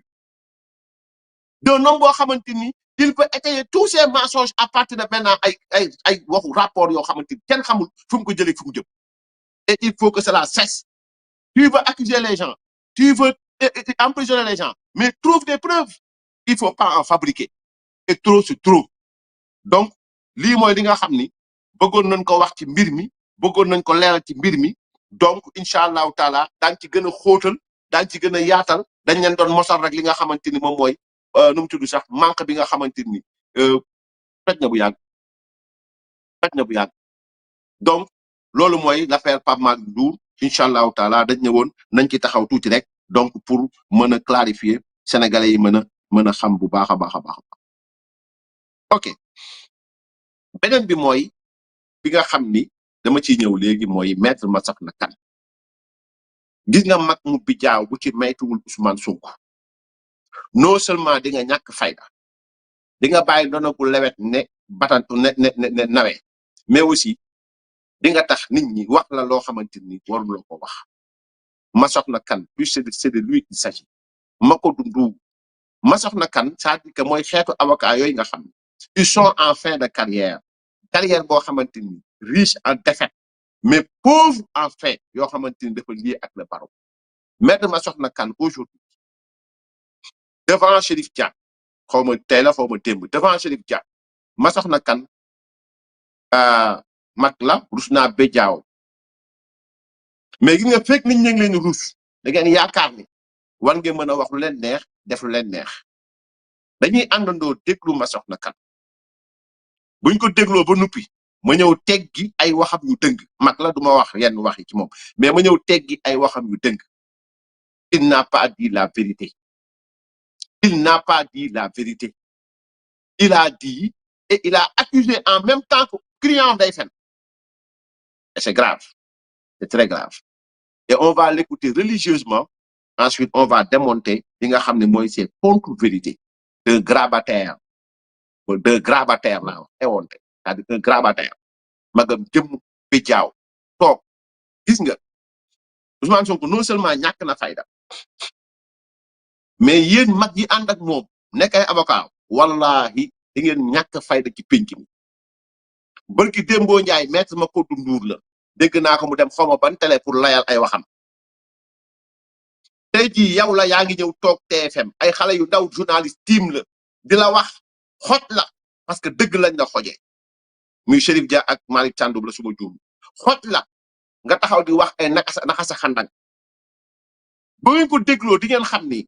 ñoom avocat yi toog naan élément nouveau il détient même pas cet élément nouveau parce que buñ la laajee nga ne aw ma rapport bi aw ma nangam ñu dem ñu déglu ko pare après ñëw inchallah parce que je crois que nit ñi wax ak ñoom nit ñi kii ak ñoom pour ñu mën a xam saa maa ngi direct ñu dem déglu ji ma soxna kan ca TFM inchallah ki amul rapport mais nee na rapport baa ngi nii xanaa tey kon léegi war ngeen koo yor génne leen ñu rapport bi te man ki ma war a rapport sax yéen a mu war rapport ak seen client parce que yéen na rapport bi am na attendez Chérif il faut qu'on soit logique ki nga xam ne moom mooy Ndeye Mbéli waxoon ni rapport amul bu demee ba wax ni rapport am na je reconnais que rapport am na mais rapport prod kii la nee na day waxal aqulaay taalaayam xam na ni rapport mais rapport Cour des comptes lay wax de non waxul boobu moom bu non boobu rapport Cour des comptes génnagul woon moom dafa wax ni amul benn inspection bu mën a épingle bu ko mën a épingler et tout le monde sait que bismillah gis nga paa bi moom ci boppam xam ne waxul dëgg moom ci boppam xam ne mi ngi nax boppam nee na au fait Mame Mbaye Niang mii Ndeye Mbili bi moom ci boppam moo wax ne rapport am na gis nga yi ñu layal nii parce que Mame Mbaye Niang wax na leen lu leer gannaaw bi ñu defee seen conférence de presse boobu wax fa lu leen neex moom mii ma soxna kan maître Macodou Ndour ak maître Amdy Nar Diagne ginnaaw bi ñu waxee loolu Mame Mbaye Niang génn tontu leen ñu jaxasoo tiit kenn ku nekk jël nga sa yoon dem di layal say wax dans ce qu'il a dit que ne Ndeye Mbili bi ci boppam moo wax ne rapport am na ñu ne ko non rapport Cour des comptes lay wax mu ne non boobu rapport Cour des comptes génnagul père waxoo dëgg très sincèrement waxoo dëgg ma bàyyi leen ngeen déglu Mame Mbaye Niang li mu waxoon ma ñëw leeral ko parce que même dégg naa waa Pastef fi di ci direct mais dañ leen di nax yéen sénégalais parce que la Mame Mbaye Niang wax ak ñii la ñuy wax comme yàlla ak yaali Mame Mbaye Niang li mu wax mi ngi ko wax bis bi nga xam ni nguuru Macky Sall jóge na fi moom mu génn ministère ba def passation ba noppi génn di dem journaliste yi laaj ko biñ ko laajee mu ne leen rapport bi génn na rapport ban la mooy rapport Cour des comptes bu ngeen xoolee rapport Cour des comptes octobre 2023 lañ ci def rapport boobu noonu mi ngi génn avant Macky Sall di génn ci pouvoir ñoom Mame Mbaye Niang jot ci janvier officiellement janvier 2024 rapport Cour des comptes boobu moo am pré-rapport boobu confidentiel la te may wax waa pas Sénégal ne leen dans ce rapport confidentiel bi nga xam mooy pré-rapport bi am na recommandation yoo xam dañ koo changé maintenant pré-rapport boobu Cour des comptes moo njëkk génn après rapport Cour des comptes génn comme ça se passe partout maintenant Mame Mbaye Niang ba muy wax dafa wax ni rapport Cour des comptes la doon waxul woon rapport IGF jour bii nii c'est en 2024 la ñu dem ñu àndandoo ñu déglu Mame Mbaye Niang li mu waxoon. yar leen seen doom ci lii ñu xëy jël taawam ni ko jël na 29 milliards man ni ma ko dunde metti na mais moom ni mu ko dunde metti na mais yàlla moo wax ci alxuraan wal asr innal insaana la fi xusr yàlla giñ na ci waxtu ni ko doomu aadama lépp lu mu def doomu aadama nag dégg leen aadama ba ci man mii ba ci yéen ñii ja même yonent yàlla moo wax wal asr innal insaana la fi xusr doomu aadama bépp nag yonenteeg sëriñam ñëpp ci biir lépp lu mu def perte na ko illa lazina amanu wa amilu saalihaat ba mu des ñi gëm tey julli watawaasaw bil haqq watawaasaw bis sabr nekk ci dëgg waaye ànd ak muñ yàlla moo wax loolu donc ñu ngi sant yàlla li ma leen wax sànq mooy li ma laaj waaw rapport boobu am na mooy premier rapport man boog Mame Mbaye Niang bi ma gis waaye comme que nee nga ñun ñëpp ñoo ko xaaral dégg ngeen Mame Mbaye Niang ne mooy premier rapport bi ma gis rapport am na mooy premier rapport bi ma gis premier rapport ban bu wax ci Prodac mooy rapport Cour des comptes sorti en 2024 officiellement lañ leen ko jox ñoom muy 2023 octobre 2023 boobu bu ngeen xoolee rapport bi loolu lañ ci bind gestion Prodac 2018 2021 mu génn 2024 mu jot ko mu ne mooy premier rapport bi génn am na pré rapport boo xam ni xam nga pré rapport bi mooy buñ la dëkkee laaj après dañuy ñëw la nga tontu ñu jël ko prendre en compte ba pare doon génne de rapport définitif boobu moom mi ngi ko jot en janvier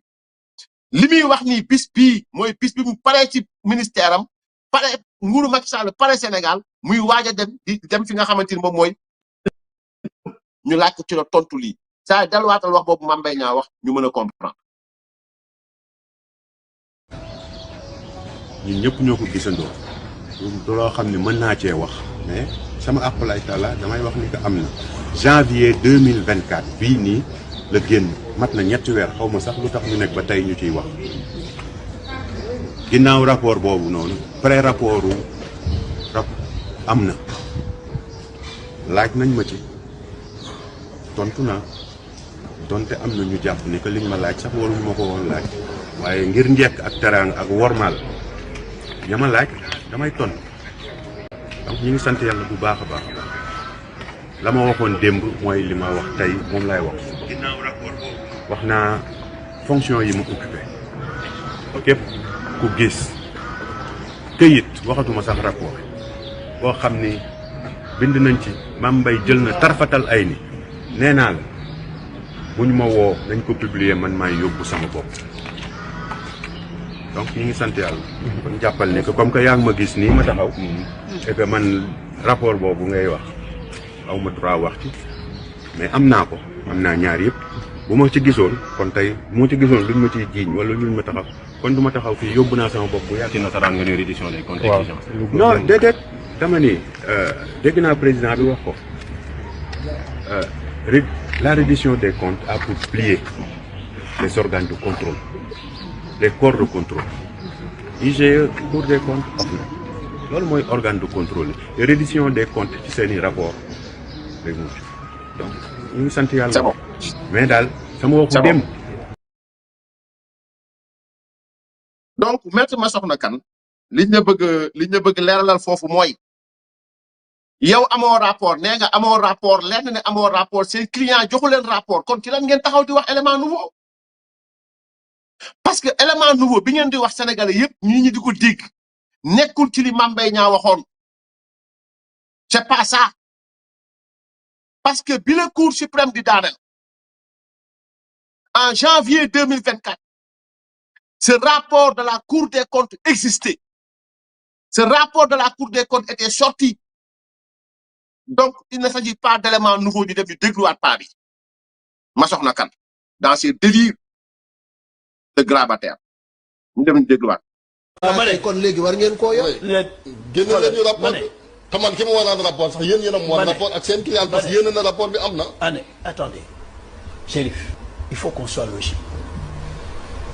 ki nga xam ni moom mooy Ndeye Mbéli waxoon ni rapport amul bu demee ba wax ni rapport am na je reconnais que rapport am na. mais rapport kii la. nee na day waxal aqulaay taalaayam xam na ni rapport. mais rapport Cour des comptes la wax de. non waxul boobu. non moom bu Cour des non comptes boobu rapport Cour des comptes génnagul woon. moom dafa wax ni amul benn inspection bu mën a épingler et tout le monde sait qu'au départ li indi affaire bi y avait un lapsus entre IGF ak IGE mais le rapport existe le rapport de l'IGF ça existe yow xam nga ko non Amadou Ba wax na ko ñëpp wax nañ ko donc bu ngeen bëggee ni rapport bi il faut ñu teg ko seen loxo mais loolu très bien baax na foofu Amadou Ba n'a jamais dit que ce rapport existe muy beneen kàcc encore nga baal ma góor gi nga baal ma nag rus naa see béjaaw Amadou Ba dañ ko invité mu ñëw toog mu ne leen rapport boobu ñuy wax effectivement il s'agissait mu ne du sax rapport mais pré-rapport boo xam ne ça n'a pas été approuvé kuy intellectuel di ko déglu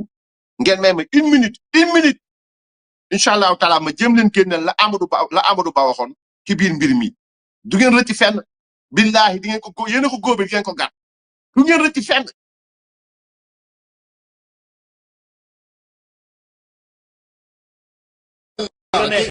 ki nee na rapport baa ngi nii xanaa tey kon léegi war ngeen mais ma tuuti parce que gis nga mag bu toogee ci penc rusul dara rusul ay béjaam rusul ay doomam yu koy déglu day rajak ay xale yoo xamante ni dañ lay rappeler ni li nga wax góor gi du dëgg Amadou Ba n'a jamais dit ça et dama koy wan devant les Sénégalais ñu xam ne Amadou Ba n'a jamais dit ça ñu dégg c'est vrai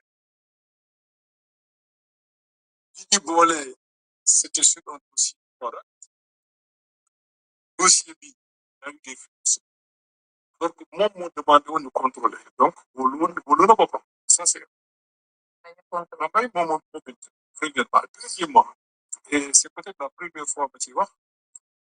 suma ci rapport bi ma fay jóge loo xam ne ça accuse ma may maintenant am na ay fuites la presse l'a exploité j'ai été accusé à tort mais rapport bi comme moo ko indi ci loxo presse bi fan la ñu jógee jékki-jékki naan Mame Mbaye détourné 9 milliards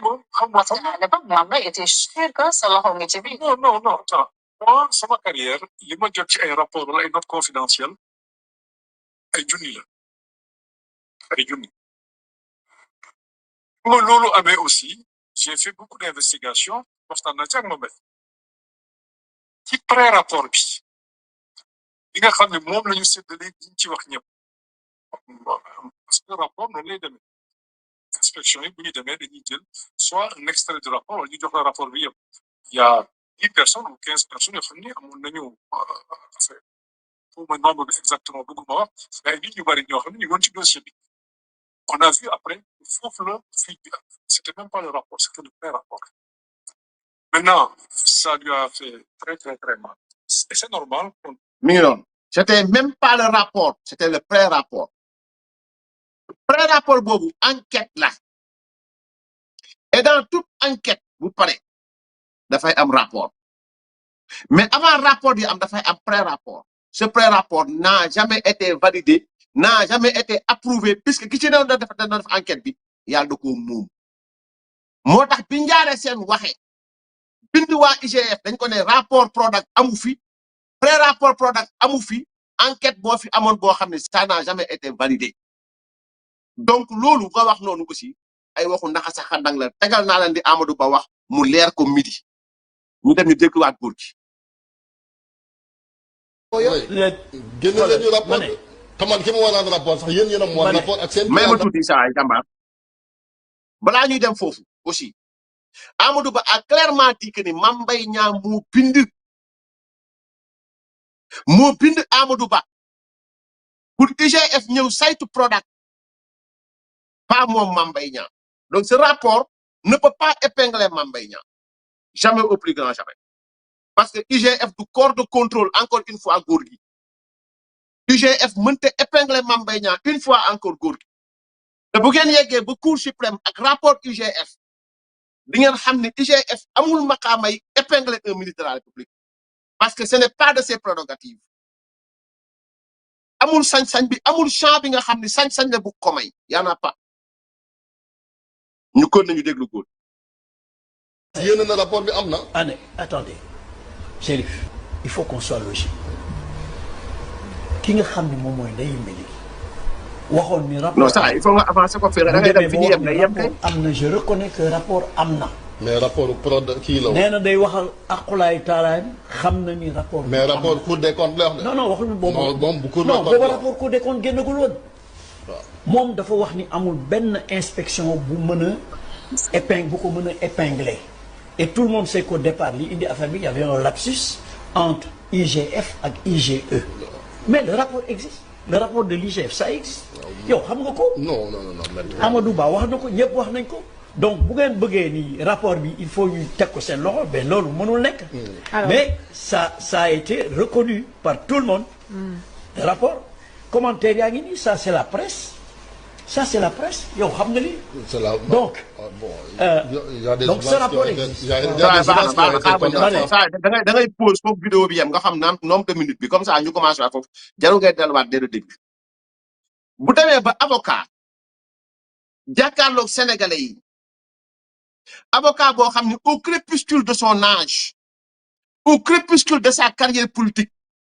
maître Massokhna Kane nga taxaw di layal ay fen sans scrupule sans toute honte bu amoo foo ko teg lu dul Amadou Ba nee na Mame Mbaye Niang Ndeye Mbéli nee na journaliste yi nee nañ presse bi nee na loolu mooy ay preuve est-ce que yéen ñi may déglu war ngeen mën a jàpp ne lii mooy élément nouveau. Ils sont en train de jouer avec la conscience d'une jeunesse toute une jeunesse. Ils sont en train d'entuber d'embobiner et c'est dangereux dans un pays. Ces gens-là amuñu gàcce amuñu xuru gàcce et ça ne nous surprend pas venant d'eux. Un trio de barbus aidé en cela par ay boy yoo xam dañoo toog foofu kii cherche à gérer leur carrière parce que xam nañ ne sans ces dossiers politiques il ne peut pas prospérer dans le champ bi nga xamante mooy champ avocat yi. Ils n'ont ni le niveau comme maître Amdy Nane Diagne nul jusqu'à la moelle des eaux nul bañ na ko ba rus gàcce weesuut booy wax say morom avocat olof bi lañ lay jox olof Amdy Nane Diagne. Ces grabataires yi wër waa ji daa wax rien ne me surprend venant d'eux. Puis le Clédor Ciré ñëw ne dañ ko posone toog ci cibière maanaam dee ci cibière tekkee ci naanukaayu café sans aucune honte. yow nga ñëw taxaw def sa conférence de presse ku toll ni premier ministre taxaw assemblée nationale ne mes avocats vont communiquer. Votre communication a été un fiasco. ngeen xam ne fiasco la boy may leen jàmm teg leen choc le monde du net félicitations à vous ngeen tasaaroo dem ci presse bi et à l'entendre parler ce vieillard à l'entendre parler tu sens nettement que kii rusul malakal mawti rusul bàmmeel rusul yowmal qiyaamatu akbar yawma la yanfa'u maalun wala banuuna illa man ata Allah bi qalbin salim. alal bi leen Ousmane Sonko di fay notoriété bi ngeen jàpp ne am ngeen ko vous êtes en train de vous rabaisser. Cet argent-là ne vous servira absolument rien du tout parce que on peut pas défendre un mensonge mënul nekk. Il a menti, il sait qu'il a menti,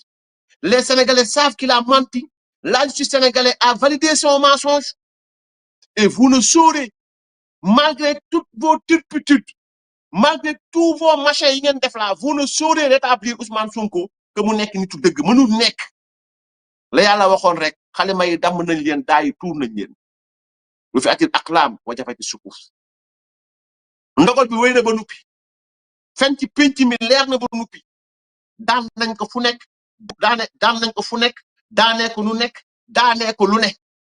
te yéen a àndoon ak moom. Et jusqu'à présent, vous êtes dans l'incapacité, parce que votre seconde nature quand même, incapable, incompétent, insouciant, et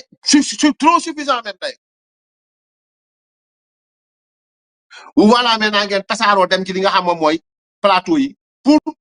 jéem a essayer def un semblant de bon voilà pousse la Cour suprême. Pour reprendre ce procès, il vous faudra mon père beaucoup plus de rigueur. Et dans vos recherches, dans vos investigations, mais dans votre métier d'avocat. L'union respecter un avocat, moi, muy def plaidoirie, muy défendre un dossier, nous savons que mais c'est très grave qu'un avocat sorti des tripes de la justice sénégalaise soit, nous tout ça, mis comme ça, ni, ay xalé yo xamné cesti lañu génné ni comme yalla ak yalla ñi jaar cesti yow nga génné avocat dem nangam sangam avocat bo xamné tu es au crépuscule de ta carrière très pauvre carrière riche en défaite et très pauvre en fait amul rusukaay amul xulu gatché mais détrompez-vous on ne vous laissera pas faire jamais parce que jamono ji solo len touche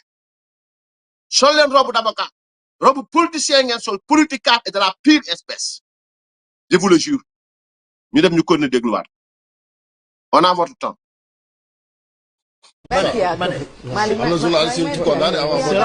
Alors Malick dafa poser question bu importante dafa wax lu tax yéen ñu daan leen ci étape yëpp voilà ci étape yëpp d'accord alors Malick il faut savoir que procès diffamé parce que Ousmane justement daf ne rapport bi ngeen di wax dafa épinglé Mame Mbaye Niang dafa këpp 29 milliards déedéet waxul détourné masul wax ni te loolu on l'a précisé partout masul wax ni que Mame Mbaye Niang dafa détourné 29 milliards dafa wax ni y a un rapport qui l'a épinglé loolu leer na. mooy 29 milliards yi loolu jàpp ni mooy diffamation. Il faut pas aller trop vite on besoin. épinglé kay mooy tuuma rapport bu la waaw mais épinglé ak détourné est-ce que benn détourné mooy sàcc. waaw mais maître détourné dafa sàcc. maître à toutes les étapes de la procédure dañ leen daal posal foofu ba rabat d'arrêt posal foofu tëj ma soxna kan nee na Ousmane Sonko mësta tuumaal Mame Mbaye Niang 29 milliards et pourtant tuddee ngeen ko Mbaye Prodac ana suñuy 29 milliards tey avocat ci boppam nee na Ousmane Sonko mësta tuumaal Mame Mbaye Niang 29 milliards ce qui est un mensonge bien entendu un autre mensonge et on y verra dañ ko gis incha allahu taala kon li wax parce que s'agissant de épingler IGF mënul épingler Mame Mbaye Niang kon maître Massokhna Kane seetal na ci plateau seetal na jaru Mame Mbaye Niang ne mësuñu wax ne détourné na 29 milliards ñaari mbir moo am ils sont devant le fait accompli ils savent que l'accusation perd du terrain ils savent qu'ils seront battus une nouvelle fois xam nañu daal leen dumawaat xam nañu Mame Mbaye Niang dinañ yëkkati ba fu ba maanaam ba juróom-ñaari asamaan boo leen Abdou Diambar votre chute sera très très très très dure et vous atterrirez sur du roc maa leen ko wax fii vous serez comme Icare mais au sens inverse le voilà qui dit que il y a différence entre épingler et détournement donc ñoom waxatuñu waxu détournement donc c'est l'élément nouveau bi am ci dossier bi mooy waa kër Ousmane Sonko et avocat Ousmane Sonko nee nañu mësuñoo wax ni Mame Mbaye Niang jël na lu moomul loolooy élément nouveau bi ci dossier bi kon nañ jàpp sénégalais yi jàpp leen ni maître Massokhna Kane setal na deru Mame Mbaye Niang ci détournement 29 milliards pour mu leer kon yéen ñi doon wax yëpp na leen leer yàlla ni avocat Ousmane Sonko moo wax nee na ñoom mësuñu koo wax mësuñu wax ni Mame Mbaye Niang jël na lu moomul mësuñu wax ni Mame Mbaye Niang jël na 29 milliards dégluwaat leen ko bu baax a baax saa yu naatama loolu. en matière de diffamation dinañu faral di wax ne yow mi nga xam ne yow yaa diffamé dañ fukki fan de la procédure dañ leen daan ba rabat d'arrêt te en matière de diffamation loolu on l'a précisé partout masul wax ni que Mame Mbaye Niang dafa détourné 29 milliards dafa wax ni y a un rapport qui l'a épinglé loolu leer na. mooy 29 milliards yi loolu jàpp ni mooy diffamation. Il faut pas aller trop vite on besoin. épinglé kay mooy tuuma rapport bu la waaw mais épinglé ak détourné est-ce que benn détourné mooy sàcc. waaw mais maître détourné dafa sàcc. maître à toutes les étapes de la procédure dañ leen daan ba rabat d'arrêt te en matière de diffamation dinañu faral di wax ne yow mi nga xam ne yow yaa diffamé may nañ la fukki fan pour nga indi preuve yi ci fukki fan yooyu lan moo tax produire seen client produire preuve yooyu est-ce que actuellement nii loolu ngeen yor war nañ ko mën a considérer comme élément nouveau. xam nga nit ñi dañuy jéem a jaxase. dañuy jaxase xel yi. parce que buñ ne boo defee diffamation. il a donné les liens qui permettent d'accéder. Internet. non maître Ousmane Sonko dafa taxaw. mu ne rapport baa ngi nii. lire ko ci téléphone am. waaw benn bi mu lire ko ci téléphone am mu jekkiwaat mu ne rapport bi ñu doon nëbb feeñ na mi ngi nii alors à toutes les étapes de la procédure rapport boobu dugalu leen ko ci procédure bi. lan mooy problème bi non il faut lan mooy pas problème bi. xoolal il faut rapport baa ngi nii. ma ne il faut pas raisonner comme ça man li ma leen di wax c'est des faits. dama ni li ñuy wax c'est des faits maître. non attendez. rapport baa ngi nii Malick mi ngi nii ma téye maa ko yor. Maître Bassirou Kane, les journalistes étaient en train de parler de faits. Toi, tu étais en train de vouloir cautionner des mensonges. Tu ne parlais pas de faits. Et c'est vraiment ridicule. C'est vraiment ridicule lorsqu'un avocat se fait malmener comme ça sur un plateau. Un avocat qui finalement n'a aucun argument et dans sa carrière n'a amassé aucune expérience. Je vais vous tailler sur mesure. Avocat, vous la taille sur mesure. Voilà un grabataire qui a fait presque toute sa vie durant Subarobi. Déambulé un peu partout. Il manque de comprendre Ousmane Sonko fu mu dem daan parce que dama xam ne avocat yi Mame Mbaye Niang yoon ñoom maître El Hadji Diouf ñoom maître Ramatoulaye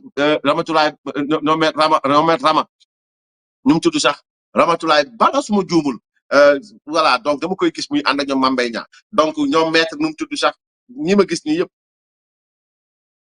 mais buñ taxawee wax da ngay xam ne ñii dañoo maîtriser seen dossier mais c'est vieillard. Il ne maîtrise même pas son verbe. Et là, je viens de comprendre lan moo tax fu ngeen dem daanu. Et vous voyez ce qu'il dit nee na détournement mooy sàcc Ousmane Sonko musul wax Mame Mbaye Niang sàcc na ñang baalo sigil kon la nga doon wax am na léegi nag mu des nee na dañ koo épinglé ñu ngi xaar rapport IGF bi épinglé Mame Mbaye Niang élément nouveau boobu noonu moo am ci dossier mooy avocat Ousmane Sonko setal na Mame Mbaye Niang ci mbirum luubal nee na musul Ousmane Sonko musul wax ne Mame Mbaye Niang luubal na musu koo wax nii mooy reculer beneen bi mooy heureusement ñoom Malick Thiandoum ak ñoom Chérif Dia nga xam bay ñu ko dara ñu ne ko jamais dans cette procédure de la première instance jusqu'au rabat d'arrêt vous n'avez apporté un seul élément mu ne jox na gaa yi lien xam nga ban lien la mooy lien journaliste yi doon def ci internet bi donc waa ji ne ko non ba muy wax dafa ne mu téye ci téléphone am mu naan il faut pas réfléchir comme ça comment réfléchir maintenant ça c'est les faits qui sont là faits ñoo am c'est les faits qui sont là mooy du premier mensonge au dernier mensonge sur le plateau de la TFM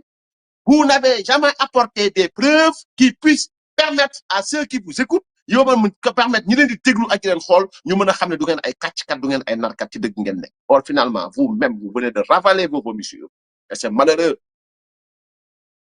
et je ne vous souhaite pas cher vieillard cette fin là souhaitez wu ma la ko jeexal leen seen carrière ci wax dëgg jeexal leen seen carrière ci def dëgg mais malheureusement mënu leen ko parce que tout simplement lii moo taxoon borom lax dara dañu tere suq batul paasik maanaam bokk ak li nga xamante ni moom mooy comment dirais-je bokk ak li nga xam bokk jotaay ak li nga xamante ni moom mooy mbir yi voilà donc léegi ñu dem ci beneen bi nga xam ni fa laa yemagum ci dossier Mame Mbaye Niang Ousmane Sonko maintenant ñu dem ñu déglu madame le ministre de la justice Aïssata Tall Sall tey bi mu jàkkaarloo Cheikh Diba ñu déglu ko après ñu ñëw faram-fàcce inchallahu taala. Et d'ailleurs, Monsieur le Président, j'avais pensé, quand on a parlé de LFR, que nous allons avoir les recettes de bonheur, que le voyage de Monsieur le Premier ministre à Abu Dhabi était enfin en train de produire ses effets, puisque vous-même, Monsieur le Président, avez annoncé qu'il était parti chercher de l'argent publiquement. J'avais pensé que c'est cet argent qui arrivait et qu'on allait faire une LFR. Ndekete yo, c'est juste pour faire, mais oui, c'est juste pour faire un ajustement budgétaire. Alors pourquoi nous allons ajuster? Nous allons ajuster parce que vous avez des moins-values partout. des baisses partout, baisse sur les recettes internes, les recettes fiscales baissent 21 milliards, les recettes non fiscales, encore un gap à chercher de 24 milliards, les ressources extérieures baissent sur les dons en capital, moins 81 milliards, baisse sur les dons budgétaires, contre-performance de 10 milliards, baisse. Alors que vous avez fini d'élargir votre assiette fiscale et que vous avez taxé FIP. Je l'ai dit ici, il n'y a pas si longtemps, tout. Et c'est pour arriver à ces baisses et à ces contre-performances. Alors, Monsieur le ministre, et quelqu'un l'a dit,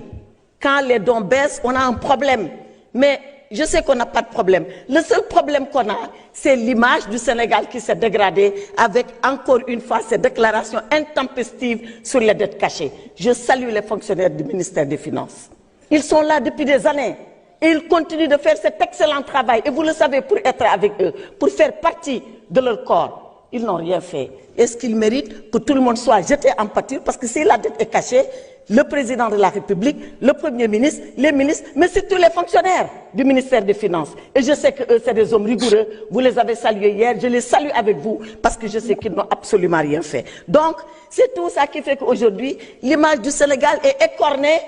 et que nous avons une compression, une contraction, comme vous le dites dans votre jargon, sur les dons et en capital et les dons budgétaires. Deux constats. Recours au décret d'avance arrêté. 5 en 3 mois. C'est beaucoup. Et le reste, c'est de vous souhaiter une bonne année, malgré la morosité générale, et que 2026, vous veniez ici avec la solution promise aux Sénégalais. Je vous remercie. jërëjëf honorable député Cheikh Diba daal woo na député yi tey ni ko déggee ni ko suñu yaay suñu tanta suñu fierté madame le ministre Aïssata Tall Sall waxe woowaat nañ député yi donc ñetti yoon defal nañ leen loi de finance initiale ñu dem ba ci biir defal nañ loi de finance rectificative ñu defal leen ko ñëwaat nañ ba fin d'année indiwaat beneen loi de finance rectificative beneen loi de finance rectificative moom la Aïssata Tall Sall doon wax léegi assemblée bu ne li ko jaaxal mooy tey dañ leen woo ñu yaakaaroon ne buñ ñëwee tey dañ leen naan la Ousmane Sonko wuti woon Abu Dhabi moom la ñu xaalis booboo ñëw ñu war ko dugal ci loi de finance balaa at bee jeex Aïssata Tall Sall nee na président assemblée Ndiaye ma toog ca kaw ñi ngi doon xaar parce que Ndiaye moo fi waxoon ne Ousmane Sonko xaalis la wuti ji pour réew mi xam nga xaalis bu ñëwee ci réew mi dafay jaar assemblée nationale ñu voté ko dugal ko en forme de LFR mu mën a dugg fekk ci budget assemblée ne yaakaaroon nañ ni bu ngeen ñëwee ba ñëw fii loolu ngeen ñu doy waaye daka te yow furaas daal di xëddeen wàññi ngeen ñu indil maanaam réew mi déggu leen li Aïssata Tall Sall wax lépp lu ñu yaakaaroon ne war nañ mën a yegg fukk wàññiwaat nañ ko ba juróom wàññi ko ba juróom ñaar mooy Sénégal moom buñ mettul musiba mam kumba moon nar a dal mooy la mu wax gribouillage maintenant nag ndax mënees nañu perte ci nguuru Pastef kallaa wala mënul nekk par la bonne et simple raison que dañoo jël apprenti mécanicien bu mësta dem garage mësta toog ci biir oto mësta xam oto mësta am permis mësta jàng code ni conduite ñu jël ko wàcce chauffeur bu am expérience am lépp ñu jël ko wàcce ko dugal apprenti bi ne ko dawalal oto teg al waxkat bu rëy boo xam ne moom ak chauffeur bi ñoo yem xamul dara mais bu waxee ba pare rek nga jàpp ne kii xam na lépp mooy Sonko chauffeur bee Diomaye Sonko ñu yegg nag Sénégal yabin boo xamante ni nañu yeb ñii noppi nañu parce que nee na ñoom seen xel dalatul mais ña ànd ak ñoom gëm ne mën nañu noo gën a bari wax oto bay daw di sëndaw ci biir àll bu lëndëm chauffeur ba mënu faar ya fay àll ba lëndëm Sénégal di tem ci loolu la nekk ñu toog nag ñoom ñu seen bopp ñu toog naan ak a leer chauffeur bee mën a daw mais ñi xam noppi xam nañ ne fi ñu jëm baaxul et ça loolu Aïssata Tall Sall doon wax on a maanaam tey jii on a un gouvernement boo xam ni non seulement sont nuls non seulement sont incompétents non seulement sont incapables mais ils sont arrogants limité suffisant ils ne vous mèneront nulle part taxé nañ leen ba ngeen di bëgg a dee xam nga 24 décembre bii ku ko dund war nga mën a xam ni miti na ku jóge ci Tabaski ak Korité war nga mën a xam ni miti na waaye at bii ñuy jëm nii ñëw ba ci bopp at bi ca fin d'année ba ñuy wàññi li lañ prévoir wàññi nañ ko li lañ prévoir wàññi nañ ko budget taille du yokku de budget taille maanaam dagg wàññi réajusté yàlla nag buñ jëm ci réajusté ay salaire yàlla buñ jëm ci la Sénégalais yi amoon commencé nañ ko ba pare ña nga naan ñii négocier leen dem ñii dagg nañ seen nangam taxé nañ nangam dagg nañ bourse nangam def nañu nangam réew mi moo miti réew mi lañu xoj te kuñ xoj ku nekk nag am nga droit nga jóg taxaw am sa fulaak sa fayda kala xoj nga seq koog moom di jënti ko ak moom dans li nga xamante dans le respect des lois et règlements de ce pays bi ñuy mujj mooy bàyyaale nag dégg naa ma nga toog RTS moom it di fenay fenam bàyyaale au fait ça veut dire que lire naa sa communiqué du ma ñëwagum ci li nga wax dégloo guma ko du ma wax ak koo xam ne déglu ma la woon bàyyaale syndicat dañ daa jiiñ ni dangaa jël sa rak jox ko marché village du Kane jiiñ la ni da nga jël recruter benn koo xam ne sa jegeñaale nga jox ko li nga xam moom moo nekk direction ba nga xam moom moo nekk approvisionnement ak logistique ñaar yooyu ba ngay communiquer démb tontu woo ci bindoo ci bàyyaale nga tontu na ci lépp ba mu des liñ ko sant mais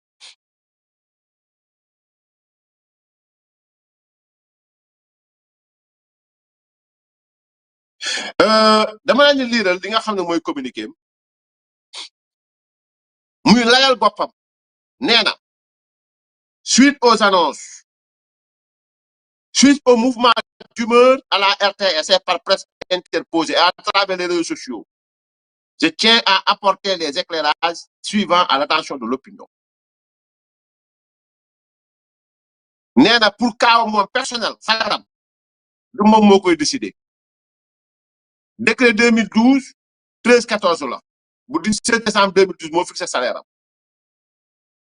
beneen mooy décret 2021 bi nga xam ni moo am te forfaitaire global à certains personnels de l'État et ses démembrements kon boo taxawaatee dégg naa da nga taxaw ne Macky Sall moo yokk salaire yi kon wàññil sa bos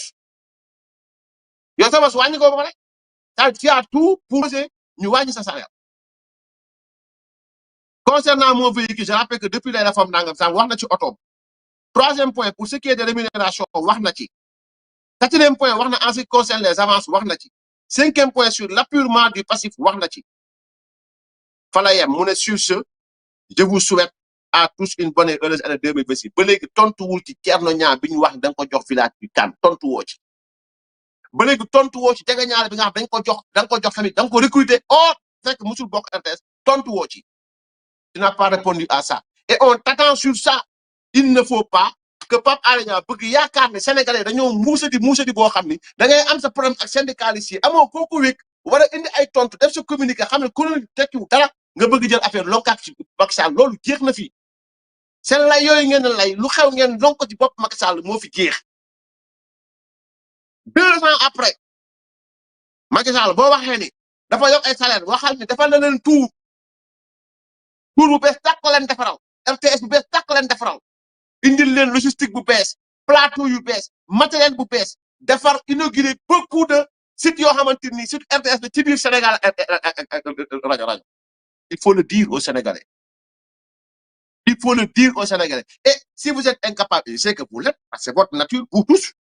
mais il faut le dire et tu dégages nga dem continuer sa live yi nga doon def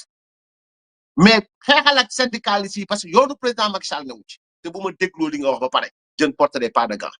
très sincèrement parce que yooyu moo fi jeex mëntu fee nekk mëntu fee am kon gars yi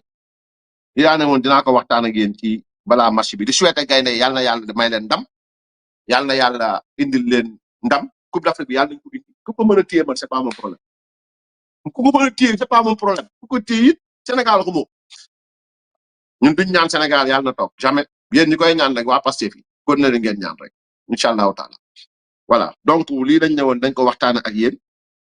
peut-être la nuit bu amee leneen lu ñu war a mën a waxtaan nañ ko waxtaan incha allah donc sant nañ leen bu baax a baax gërëm leen concernant nag mbirum Sangalkam walaay tëjee Sangalkam wax naa ci démb j'écoute maa ngi déglu et incha allahu taala danaa ci ñëw prochainement mais dama toog di déglu man sama combat dafa am nu ma koy mëne dafa am lu ko wundu tamit loo xamante ni moo ma tax a jóg et wax naa ko c'est pas des raisons politiques ni rien du tout xawma maire bi mësuma koo gis j'ai des documents yoo xam dafa leer ci moom nañ ñu ko midi maintenant ni ñu ko waxee sax la ca des ku xam Bah Diakhaté war nga mën war nga mën a xam nan lay xeexe du ma yëkkati benn laa wax dossier jël responsabilité ci wax lu dul en amont téye naa li ma war a téye ba pare lu mu leer sant nañ leen bu baax a baax gërëm leen wasalaamu aleykum wa rahmatullahi taala wa barakaatu jaa ngeen jëf